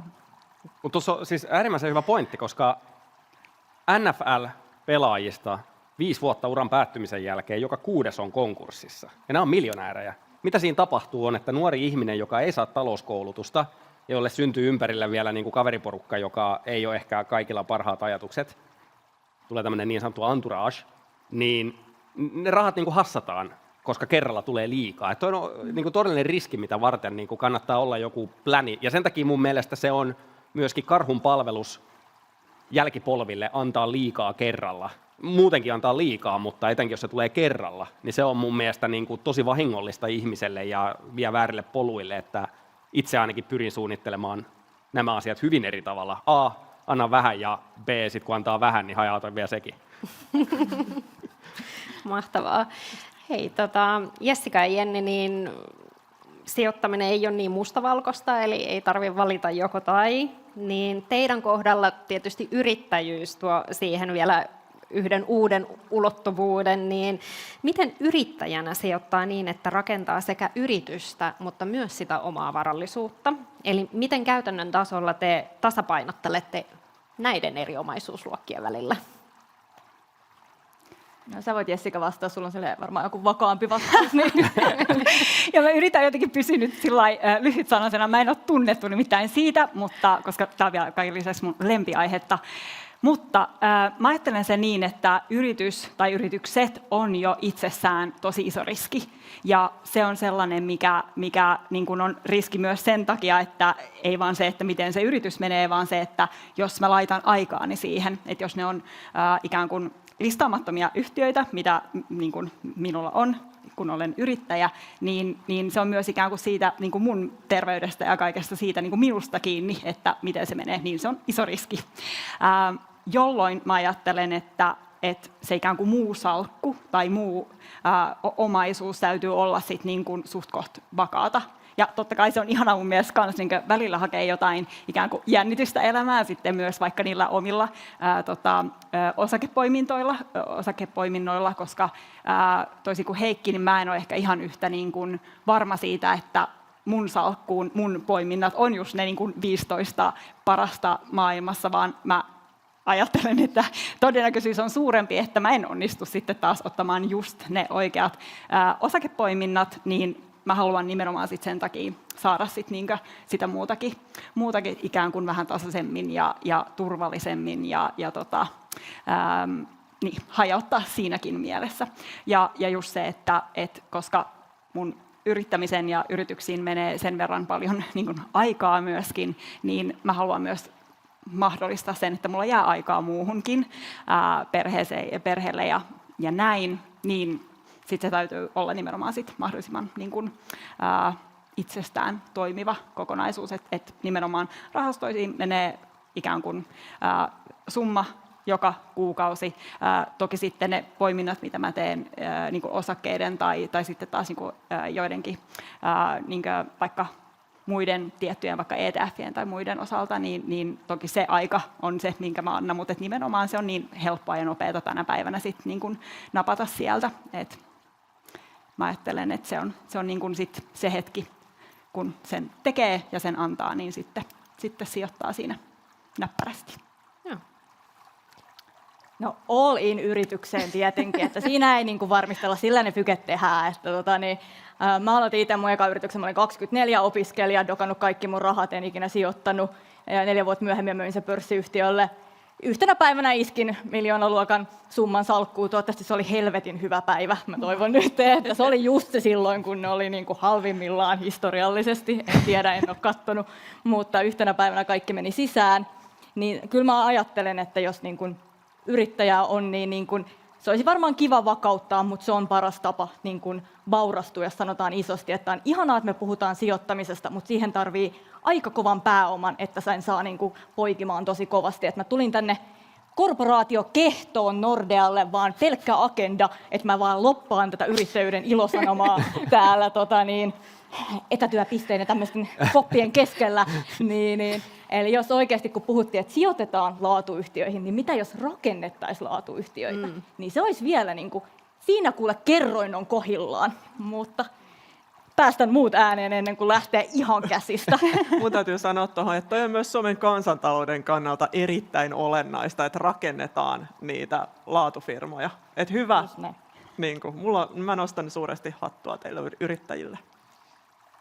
Just näin. Ja niin kuin Heikki sanoi, että naiset on hyviä sijoittajia, niin eiköhän me olla hyviä myöskin yrityksen rakentajia ihan varmasti. Ihan kaikessa käytännössä on. Just näin.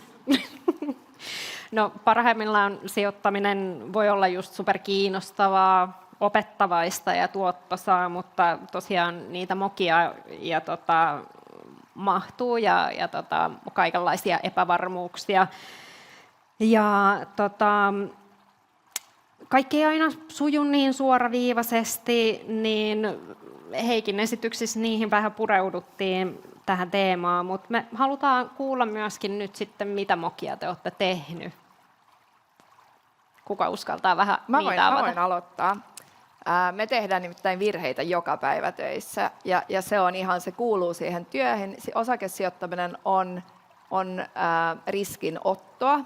Ja sä saat sen tuoton sillä, että sä sijoitat epävarmuuteen, ja epävarmuus tarkoittaa myös aina, että on väärässä.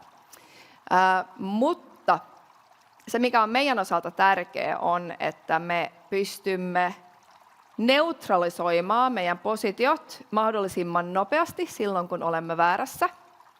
Ja taas silloin, kun olemme oikeassa, pystymme juoksemaan niiden yritysten kanssa vuosia. Ja meillä on edelleenkin osakkeita meidän rahastoissa, jotka meillä on ollut yli 20 vuotta, ja ne on edelleenkin meidän parhaiten tuottavia. Ja siinä on vähän, että osakepoiminnassa, niin sä tuut, vaikka sä oot todella hyvä siinä, sä tuut olemaan väärässä ainakin 40% ajasta. Ja sä voit olla väärässä yli puolet ajasta, kunhan sä osaat nopeasti tunnistaa sen, milloin sä oot väärässä, ja vaan neutralisoida sen position. Ja sitten ottaa kaiken irti siitä, kun sä oot oikeassa. Mahtavaa. Hei, kuullaan tähän väliin myöskin vähän yleisöltä, eli yhdellä sanalla, mitä sijoittaminen on opettanut juuri sulle, niin QR-koodi varmasti tulee kohta näkyviin ja pop-up-ikkuna striimiin. Mutta Marianne, minkälaisia mokia sulla on mahtunut? No on kyllä mahtunut sitten aika paljonkin kaikkia erilaisia, että mun ehkä semmoinen suurin moka on, mikä on yhdistänyt kaikkia niitä firmoja, joilla ei ole niin hirveän hyviä, joihin mä oon sijoittanut.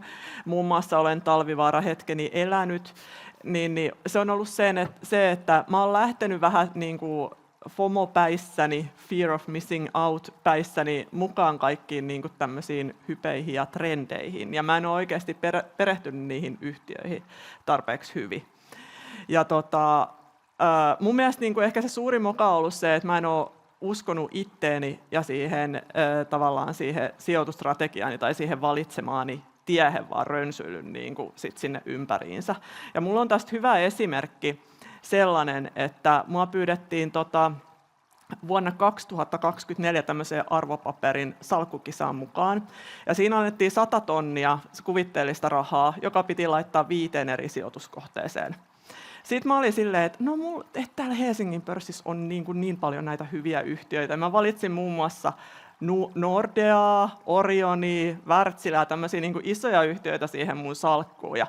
Sitten me aloitettiin se kisa ja mä katson kaikkien muiden niitä sijoitussalkkuja. Mä olin silleen, että ei vitsi, että mulla on maailman tylsin salkku, että pelkästään Helsingin pörssin isoja firmoja. Ja silloin ei vielä siis ollut todellakaan yhtä vahvaa vuotta takana, vaan Helsingin pörssi oli vähän ei ollut niin vahvaa ollut kehitys. Sitten kävi kuitenkin silleen, että vuosi eteen ja mä sitten voitin sen koko kisan. Siis yhteistuotot oli selvästi yli 30%. Ja sitten mä tajusin sen, että se vahvisti sitä, että luota ittees siinä strategiassa, mitä sä valitset. Että se on kun sä perustelet itsellesi ne sijoitukset ja luotat niihin, niin ei se nyt, sit jos menee metsään, niin sit sulla on ainakin joku ajatus siinä takana. Mutta ettei lähde kaikkiin näihin hypeihin välttämättä mukaan, jos ei oikeasti tunne niitä yhtiöitä. Just näin. Malttia, kärsivällisyyttä, rohkeutta, pitkäjänteisyyttä ja itsekuria tulee yleisöstä. Kuka haluaa seuraavaksi paljastaa omia mokia? No, mähän tässä kätevästi sijoitan televisio-ohjelmassa, eli tässä Leijonan luolassa, jossa meillä ei siis kerrota etukäteen mitään niistä firmoista. Me istutaan penkkiin 2 minuuttia, ne pitchaa ja me saadaan kysyä ja sitten lähdetään sijoittaa. Eli oikeasti meillä ei ole mitään lukuja, meillä on aivan sokeasti ja muuta. No tuli sitten koira sisään ja mä rakastan koiria ihan sikana ja mä kutsuin sen koiran mun syliin ja se tuli.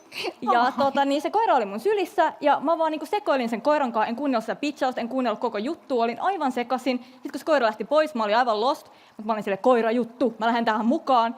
Sitten mä olin valuaatiosta mitään tietoa, mä en ollut laskenut sitä ollenkaan, mutta Jari Sarasvuo ja Sami Hedberg oli niin vahvoina, että he lähtee tähän.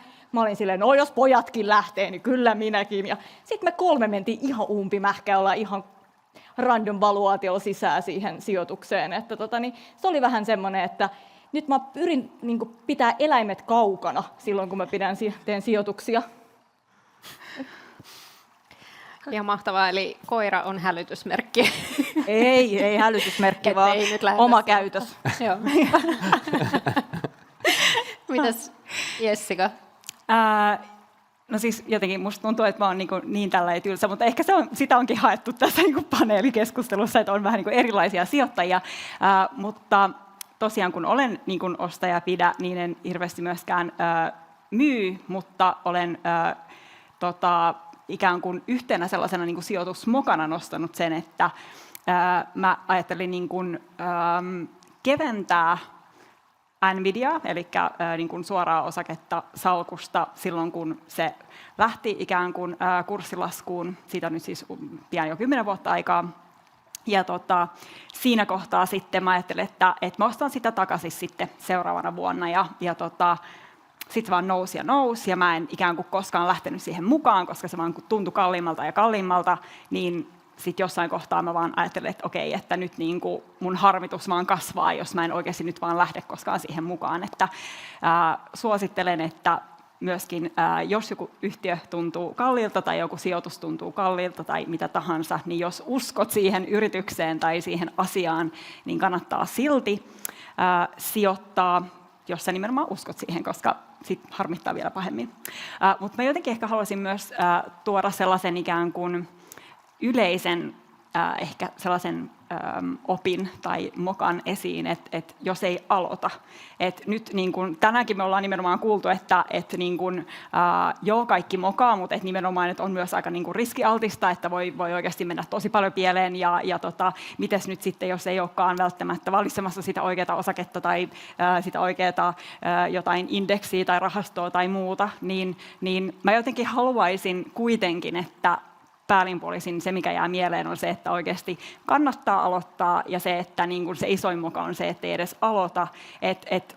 Jos valitsee jonkun sellaisen, joka on kuitenkin suht koht ikään kuin hajautettu tai suht koht hyvin jonkun suosittelema, jonkun asiantuntijan tai asiantuntijoiden suosittelema, niin kyllä siihen kannattaa ehdottomasti uskaltaa sijoittaa. Ja myös se, että muistakaa ne lapset. Et niin kuin, mä oon aina sanonut, että jos on jotain tiettyä, mitä mä voin sanoa silloin, kun koko maailma kuulee, niin on se, että sijoittakaa niille lapsille ja aloittakaa se sijoittaminen lapsille, koska se just, että se on se, mikä saa ikään kuin heillä sen niin kuin ajan hyödyn ja sen mahdollisuuden saada oikeasti sitä korkoa korolle ja sitä mahdollisuutta, mitä välttämättä me kaikki muut ei olla saatu, niin että myös muistaa ikään kuin ne lapset, että ei ajattele sitä sit jälkikäteen mokana, että harmin paikka, miksi mä en aloittanut vaikka kummilapselle tai jollekin omalle lapselle tai muuta.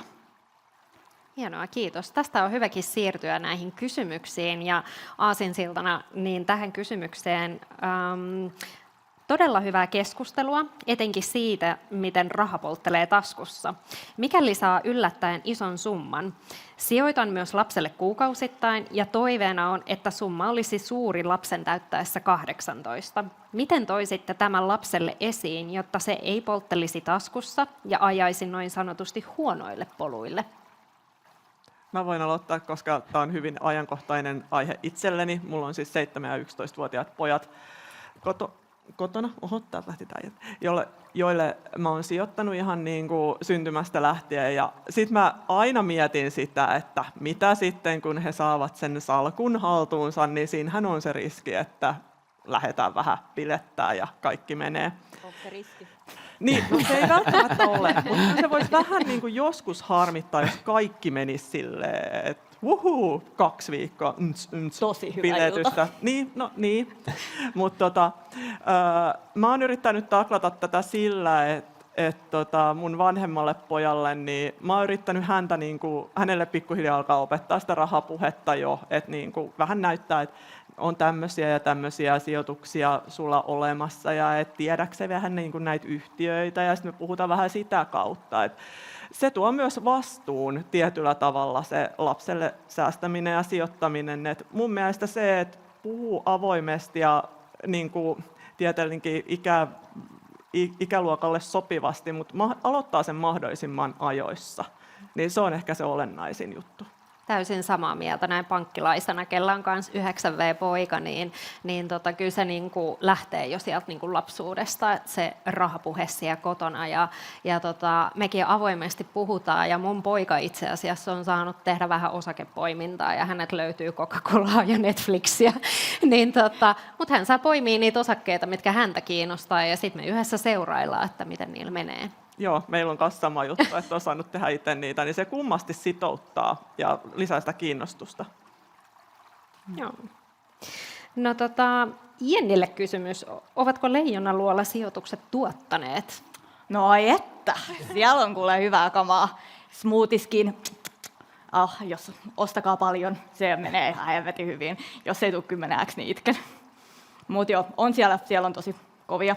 Mutta Leijonaluola on ihana siitä, että kuluttaa tuotteita, niin se on myös aika turvallista. Et sit kun sä menet sellaiseen niin kun kovaan startuppiin, niin sä dilutoidut niin paljon siinä matkalla, kun tavallaan haetaan niin isoa rahoituskierrosta ja muuta, niin siinä voi saada aika kylmää kyytiä. Ja sitten se on usein startup, että kaikki tai ei mitään, niin kuluttajatuotteet, ne on ihastuttavia ja aika varmoja, jos enkelisijoitusmaailmassa voi näin sanoa. Hienoa. Marille kysymys. Miten paljon ekonomisti pystyy hyödyntämään tekoälyä työssään? Tässä varmaankin tarkoitetaan, Mariannea siis tarkoitin. Joo, no tekoälyä pystyn aika paljonkin itse asiassa hyödyntämään ja kyllähän tämä on sellaista aikaa, että niitä työkaluja tulee käyttöön tosi nopealla tahdilla ja meilläkin töissä niitä on käytössä ja tulee jatkuvasti käyttöön, että semmoiseen, siis mä edelleenkin tietyllä tavalla olen sitä mieltä, että se tekoäly ei korvaa ihan sitä ajattelua ja sitä loogista päättelyä, mitä mun työssä tarvitaan, mutta onhan se ihan loistava niin kuin kaikkeen tällaiseen tekstien tarkistukseen ja tiedonhakuun ja tämän kaltaisiin. Eli siis käytän aika paljonkin. Näin. Mites Mari, mitäs teidän tiimissä? Joo, me käytetään sitä päivittäin koko ajan.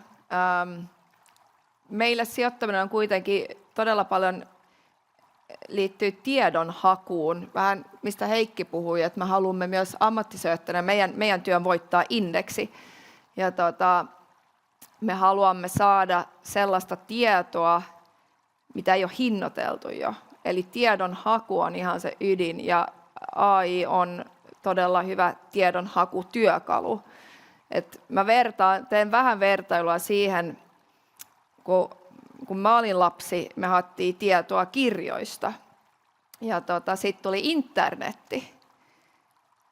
Se olisi vähän kuin se oli silloin, kun internet tullut, olisit sanonut, että en mä halua käyttää sitä, että mä haen nyt tietoa näistä kirjoista, että tämä on kyllä parempi, ei Google Maps, vaan mulla on täällä Atlas. Niin minusta AI on vähän samanlainen työkalu, että jos sä et käytä sitä, niin ethän sä niihin kirjoihinkaan jäänyt kiinni. Kyllähän se näkyy ihan kaikkialla, mutta eihän se ihmistä korvaa, ei se korvaa loogista ajattelua, että sä pysty kysymään siltä, että onko tämä huono tai hyvä sijoitus. Mutta se on tiedonhakutyökalu ja hyvin tehokas sellainen. Just näin, ja meilläkin Nordealla on tullut mobiilipankki, just tämmöinen AI-tekoälyn luoma uutisyhteenveto siihen sivuille, ja justiin näkee niin kuin pienet yhteenvedot niistä osakkeista, mitä omistaa. Haluatko vielä, Mari, jatkaa vähän ja kertoa, että miten passiiviset ja aktiiviset indeksirahastot eroavat toisistaan? Joo, eli aktiiviset indeksirahastot, ETF:t, vai aktiiviset rahastot? No, aktiiviset rahastot tässä lukee, mutta voi tavata. Aktiiviset rahastot, eli aktiivisten rahastojen tehtävä on voittaa se indeksi osakepoiminnan kautta, jos on osakerahastosta kyse. Jos otetaan, niin kuin Heikki vähän mainitsi tästä, että keskimäärin se indeksirahasto voittaa keskimääräinen aktiivinen rahasto. Mutta niin se on vähän pakko olla, koska aktiivisen rahaston spreadi on niin kuin näin leveä. Jos sä otat aina sen keskiarvon siitä, se tulee aina olemaan se indeksi. Mutta sulla on aina aktiivisia rahastoja, jotka voittaa indeksiä, ja sulla on aina aktiivisia rahastoja, jotka häviää indeksi. Ja sitten niiden vaan keskiarvo on se indeksi, mutta sitten aktiivisella rahastolla on vähän korkeampi palkkio, ja sen takia se aina häviää keskimäärin sillä indeksillä. Mutta jos löydät niitä hyviä aktiivisia rahastoja, niin sä voit helposti voittaa sen indeksin sen palkkion jälkeen myös. Sitten toinen asia, mikä on minun mielestäni hyvin tärkeä, on vastuullisuus. Me ei olla puhuttu siitä ollenkaan itse asiassa tänään, mutta se on hyvin lähellä sydäntäni ja teen todella paljon vastuullisten rahastojen kanssa töitä. Ja fakta on nyt vaan se, ja on olemassa siis myös vastuullisia indeksirahastoja, mutta se sun mahdollisuus tehdä vastuullista sijoittamista indeksirahaston kautta on todella rajoittu, koska se riski, se ero siihen indeksiin nähden on oltava hyvin pieni, että sitä saadaan kutsua indeksirahastoksi. Ja jos vastuullisuus on itselleen tärkeää, niin suosittelen lämpimästi vastuullisia rahastoja. Ja niitä on todella monta erilaisia. On rahastoja, jotka fokusoivat sitten ympäristöä ja maailman dekarbonisaatio. On tai vastuullisia rahastoja, jotka fokusoivat vaikuttamiseen, eli haluat periaatteessa vaikuttaa yrityksiin ja parantaa heidän vastuullisuutta. Ja sitten on vastuullisia rahastoja, jotka poissulkevat tiettyjä sektoreita, jotka eivät esimerkiksi ole linjassa sun arvojen mukaan. Niin tämä on nyt se isoin ero. Kiitos. Onko meillä yleisössä kysymyksiä? Tuleeko niitä? Joo.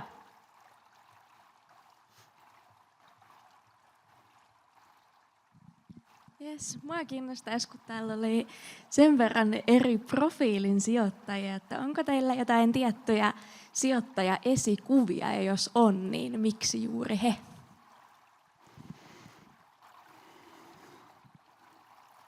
Miksi mulla tulee vaan mieleen Paavo Väyrynen, eikä tämä muut maailman ihmisistä.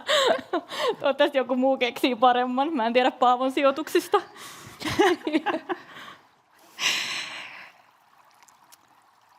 No, jos nopeasti heittää, niin esimerkiksi tämä erinomaisen niin kuin aloittelijoille hyvinkin sopivan kirjan One Up on Wall Street -kirjan kirjoittaja Peter Lynch, joka oli todella menestynyt sijoittaja 70-, 80-, 90-luvun alkuun asti, maailman parhaita. Niin hän on esikuva sen takia, ei pelkästään, että hän on yksi parhaita sijoittajia, mutta niin kuin se hänen hyvin helposti lähestyttävä arkinen tapa, että vähän kuin tässäkin tuli jo nostoja, että poika omistaa ehkä Coca-Colaa tai Netflixiä tai niin kuin tällaisia asioita, jotka voi löytää omasta arjesta. Jos itse olisi sijoittanut asioihin, jotka itselle nuorena oli lapsena tuttuja, McDonald's, Pepsi, Microsoft, niin niin kuin fantastinen osakepoimija. Joku meni vikaan siinä sitten 20 vuotta, että piti tuhlata sitä aikaa ja vaivaa välissä, mutta niin kuin se Peter Lynchin tapa oli nimenomaan tämmöinen, että oman arjen kokemuksen kautta löytää hyviä brändejä ja tuotteita, ja sitä kautta tulee myöskin ajatus siitä, että miten se niin kuin asiakas ajattelee siitä tuotteesta, että ei pelkästään ajattele firmana, joka tuottaa jotain, vaan myös miettii sitä sen asiakaskokemuksen kautta, että okei, onko tämä tuote hyvä vai ei, jota he myy. Ja itse asiassa itsellä toi sama lähestymistapa on pelastanut, vaikka turpa on tullut, niin turpa olisi tullut vieläkin enemmän sijoitusmielessä, jos ei olisi niin kuin testannut jotain yhtiön tuotetta ja ollut silleen, että wow, okei, että tämä ei ole niin kuin yhtään mitä mä ajattelin. Joskus tuommoinen hyvin arkinen kokemus, joka on meille kaikille kuluttajina niin kuin saatavilla, niin sitä kannattaa kyllä hyödyntää, että sen takia nostaisin Peter Lynchin. Minulla on itse asiassa myös tuli mieleen, mä oon itse asiassa saanut tavata hänet jopa, Bob Shiller. Hän oli hyvin tällainen behavioral finance tutkija, ja mä muistan, kun mä opiskelin, niin mä luin paljon hänen artikkeleita, ja ne oli hyvin kiinnostavia. Sitten mä olin Yaleillä ja sain itse asiassa tavata hänet, se oli mahtavaa. Mutta hän on, tai ehkä ei vaan hän, mutta se koko ajatus behavioral finance, minusta se sopii todella hyvin osakepoimintaa, koska se, mitä mä oon itse oppinut tässä vuosien varrella, oli, että kun mä olin nuorempi, mä tutkin vaan sitä yritystä. Mä yritin ymmärtää sen yrityksen, mitä se yritys tekee. Ja nykyään mä fokusoin yhtä paljon siihen, että mä ymmärrän sen osakkeen ja miten se osake käyttäytyy, mitä sitä osaketta ajaa. Koska mulla on ollut virheitä, mitä mä oon aikoinaan tehnyt, on se, että mä oon ennustanut todella hyvää tuloskasvua, hyvää kassavirtaa ja olin siinä ihan oikeassa, mutta silti hävisin rahaa, koska arvostus oli liian korkealla ja se oli jo hinnassa. Ja eli tämä on yksi asia, mitä kannattaa muistaa, että yrittää myös ymmärtää osaketta, ei vaan yritystä ja mitä osaketta ajaa. Mä tiedän todella vähän teknologiasta, mutta tiedän todella paljon teknologiaosakkeista. Yksi välihuomio vielä.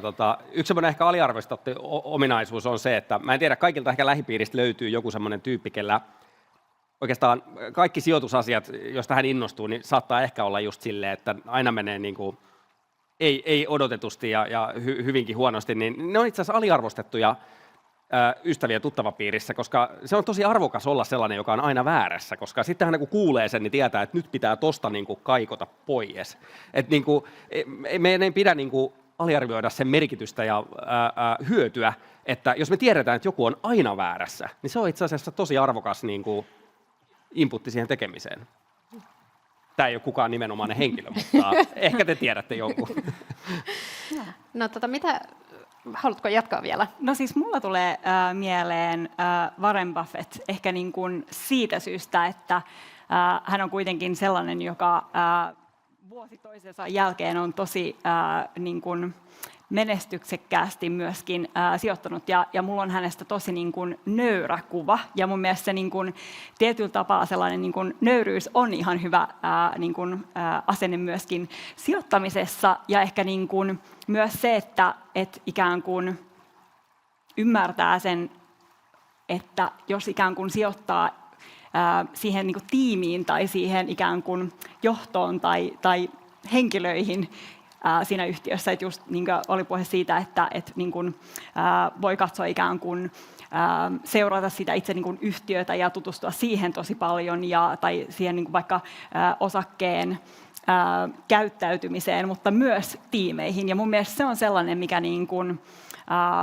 kantaa ikään kuin, oli sitten se sijoitusstrategia mikä tahansa tai sijoitus, vaikka niin kuin joku tietty omaisuusluokka mikä tahansa, niin se on mun mielestä hyvä kans pitää mielessä, että jos on niin kuin hyvä tiimi, jolla on ikään kuin hyvät mahdollisuudet, joku tietty hyvä yritysjohtaja, joka vaikka siirtyy sitten johonkin toiseen yritykseen ja onnistuu ikään kuin siinäkin, niin sekin on mun mielestä sellainen hyvä tapa niin kuin miettiä ja muistaa, että se on ollut sellaista, mitä mulla on niin kuin jäänyt mieleen sitten taas Warren Buffettista.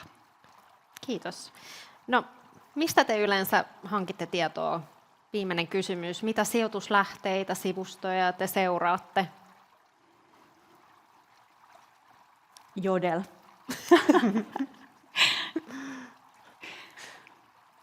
No, mä voin ainakin avata sen, että se kombinaatio ikään kuin, että mistä kaikkialta sitä tietoa voi saada, niin nimenomaan katsoo totta kai uutisia ja muuta ja kuuntelee niin kuin eri pankkien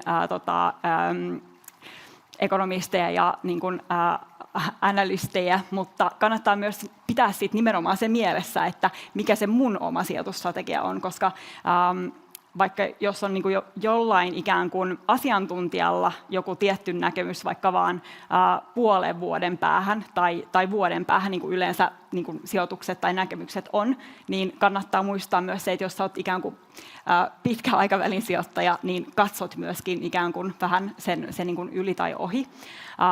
Ja vaikka niin kuin tekoäly on tässä nyt niin kuin useamman kerran mainittu, ja sijoitan siis itsekin muun muassa tekoäly AI niin kuin ETFiin, niin mä jotenkin haluaisin myös muistuttaa siitä, että se on ehkä sellainen, mitä ei kannata ehkä pelkästään tosiaan käyttää niin kuin sparrailukaverina, koska niin kuin Heikki tuossa mainitsi, että se ei välttämättä aina sitten osaa ikään kuin tehdä sitä niin kuin, analysointia, vaikka se pitäisi olla se niin kuin, meistä kaikista viisain, kun sillä on kaikki ikään kuin tieto käsillä, mutta silti se on itse asiassa tosi huono laskemaan tai ymmärtämään, kasaamaan jotain tiettyä tietoa, niin kannattaa olla siinä tosi kriittinen, että vaikka ikään kuin harrastaakin sitä, että vähän sparrailee sen kanssa, niin se ei todellakaan vielä ole ikään kuin flawless, vaan että kannattaa aina sitten vähän ehkä tarkistaa niitä lähteitä myöskin. Mutta kombinaatio. Ja. Mitäs muut?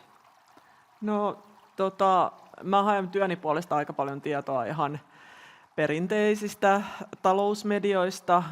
Luen aika paljon ulkomaalaisia talousmedioita, niin kuin Financial Timesia ja Wall Street Journalia ja tämän kaltaisia medioita, mutta sitten jos niinku ihan omista sijoituksista puhutaan, niin mä koen kyllä niinku tällaiset foorumikeskustelut erittäin hyviksi. Meillä on Interessin ylläpitämä sijoitusfoorumi, niin kyllä mä aina, jos mä mietin johonkin firmaan sijoittamista, niin siihen on olemassa yleensä foorumikeskustelu, niin mä käyn siellä katsoa, koska siellä tulee aika paljon eri näkökulmia esiin, niin saa vähän niin kuin joko tukea tai sitten vastapainoa niille omille ajatuksille, niin mä oon kokenut sen tosi hyvänä sellaisena tietynlaisena sparraajana, että menee sinne katsoa. Ne keskustelee sitten myös sijoittajien kanssa, jos on itsellään jotain näkökulmia. Onko Jenni sulla mitään semmoisia tiettyjä sivustoja, mitä sä tykkäät lukea? Siis Nordean sivusto ja Inderesin. Ne on 2, mitä mä käytän, en mitään muuta. Just näin, ja jos haluatte seurata tulevia tapahtumia, niin ottakaa Instagramissa seurantaa Inderes Femme ja Nordea Sijoittaminen. Mitäs Heikki, onko sulla tiettyjä sivustoja, mistä käyt lukea? No itse asiassa noihin keskustelupalstoihin niin semmoinen, että mun mielestä se missä vaiheessa sijoittamista sen tekee, on mun mielestä tosi tärkeä. Ne on tosi hyödyllisiä työkaluja niin kuin itselle sekä keskustelufoorumien lisäksi myöskin niin kuin Twitteri tai nykyään X on tosi hyvä, mutta sen täytyy tapahtua aina vasta kun se oma mielipide on muodostettu. Ja siihen on niin kuin ihan tutkittu psykologinen syy. Ihmiset ankkuroituu tietoon, oli se niin kuin alitajuista tai tiedostettua. Ja esimerkiksi oliko Kahneman ja Tversky, ketkä teki tutkimuksen, jossa ihmisillä on 2 tehtävää. Ensin pyörität onnenpyörää, sitten sieltä tulee satunnainen numero, 19. Sitten sen jälkeen sua pyydetään vastaamaan kysymykseen, kuinka monta valtiota on Afrikan mantereella. Ja sitten ihmistä niin kuin käytännössä arvaa, ei harva tietää sen vastauksen. Niin he pystyivät osoittamaan, että se täysin satunnainen luku, joka tulee onnenpyörästä, vaikutti siihen vastaukseen, jonka he antoi Afrikan mantereen valtioiden lukumäärään. Eli täysin satunnainen luku vaikutti siihen, mitä he vastasivat. Niillä ei ollut mitään tekemistä keskenään, ei niin mitään. Eli jos teillä on ajatus jostain yhtiöstä, ja te ette ole muodostanut mitään omaa mielipidettä, ja sitten menee siinä alkuvaiheessa keskustelupalstalle, niin silloin se, mikä ankkuroituu teidän päähän, ei ole se teidän oma johtopäätös siitä asiasta, vaan jonkun muun. Ja se joku muu voi olla ihan joku random tyyppi jossain. Teillä ei ole mitään tietoa, mistä se tuli, minne se meni. Se on niin kuin tosi tärkeää, että se tulee vasta siinä loppuvaiheessa. Että niin kuin Mariannekin sanoi tuossa lopuksi just, että se joko puoltaa tai tukee sitä omaa. Eli toisin sanoen, sulla on jo joku oma ajatus, kun sä menet sinne. Mutta se on mun mielestä ihan valtava virhe, jos aloittaa sieltä. Ja sama juttu pätee vaikka Twitteriin, että jos mä menisin sinne ja aloittaisin mun analyyttisen työn sieltä, niin sit altistuu tälle pahalle ankkuroinnille. Et silloin nämä kaikki laumakäytöslonkerot tavallaan niin kuin tarraa kyllä pahimmalla mahdollisella tavalla, että sitä kannattaa välttää. Jos mä saan vielä lisätä tähän, niin kuin tosiaan ennen kuin menee sinne keskustelufoorumille, niin kannattaa lukea sitä osakeanalyysiä, jota muun muassa Interes tuottaa, koska se antaa semmoisen aika niin kuin laajan kuvan yhtiöstä, että kyllähän niin kuin niissä on myös aina ne mahdollisuudet, mutta myös riskit punnittuna, niin siitä on hyvä lähteä aina liikkeelle. Mahtavaa, kiitos. Hei, tässä oli kysymykset. Kiitos oikein paljon teille 4 rohkealle, vahvalle naiselle ja kiitos Heikille, jotka kannustit meitä sitten kohtaamaan nämä mokat ja tajuamaan se, että niitä mokia sattuu ja ne kuuluu matkan varrella ja niistä päästään yli. Nordea on myös halunnut tukea sijoittamisen matkaa ja meillä on sitten osallistujille rahastolahjakampanja maaliskuun loppuun asti. Siitä tulee lisätietoa palautekyselyviestissä. Lukekaa siitä tarkemmat ohjeet ja ehdottomasti laittakaa palautetta, mitä tykkäsitte tästä tapahtumasta ja haluatteko näitä lisää. Kiitos oikein paljon kaikille ja oikein hyvää tulevaa naistenpäivää. Muistakaa olla rohkeita, muistakaa elää oman näköistä elämää, muistakaa sijoittaa. Kiitos.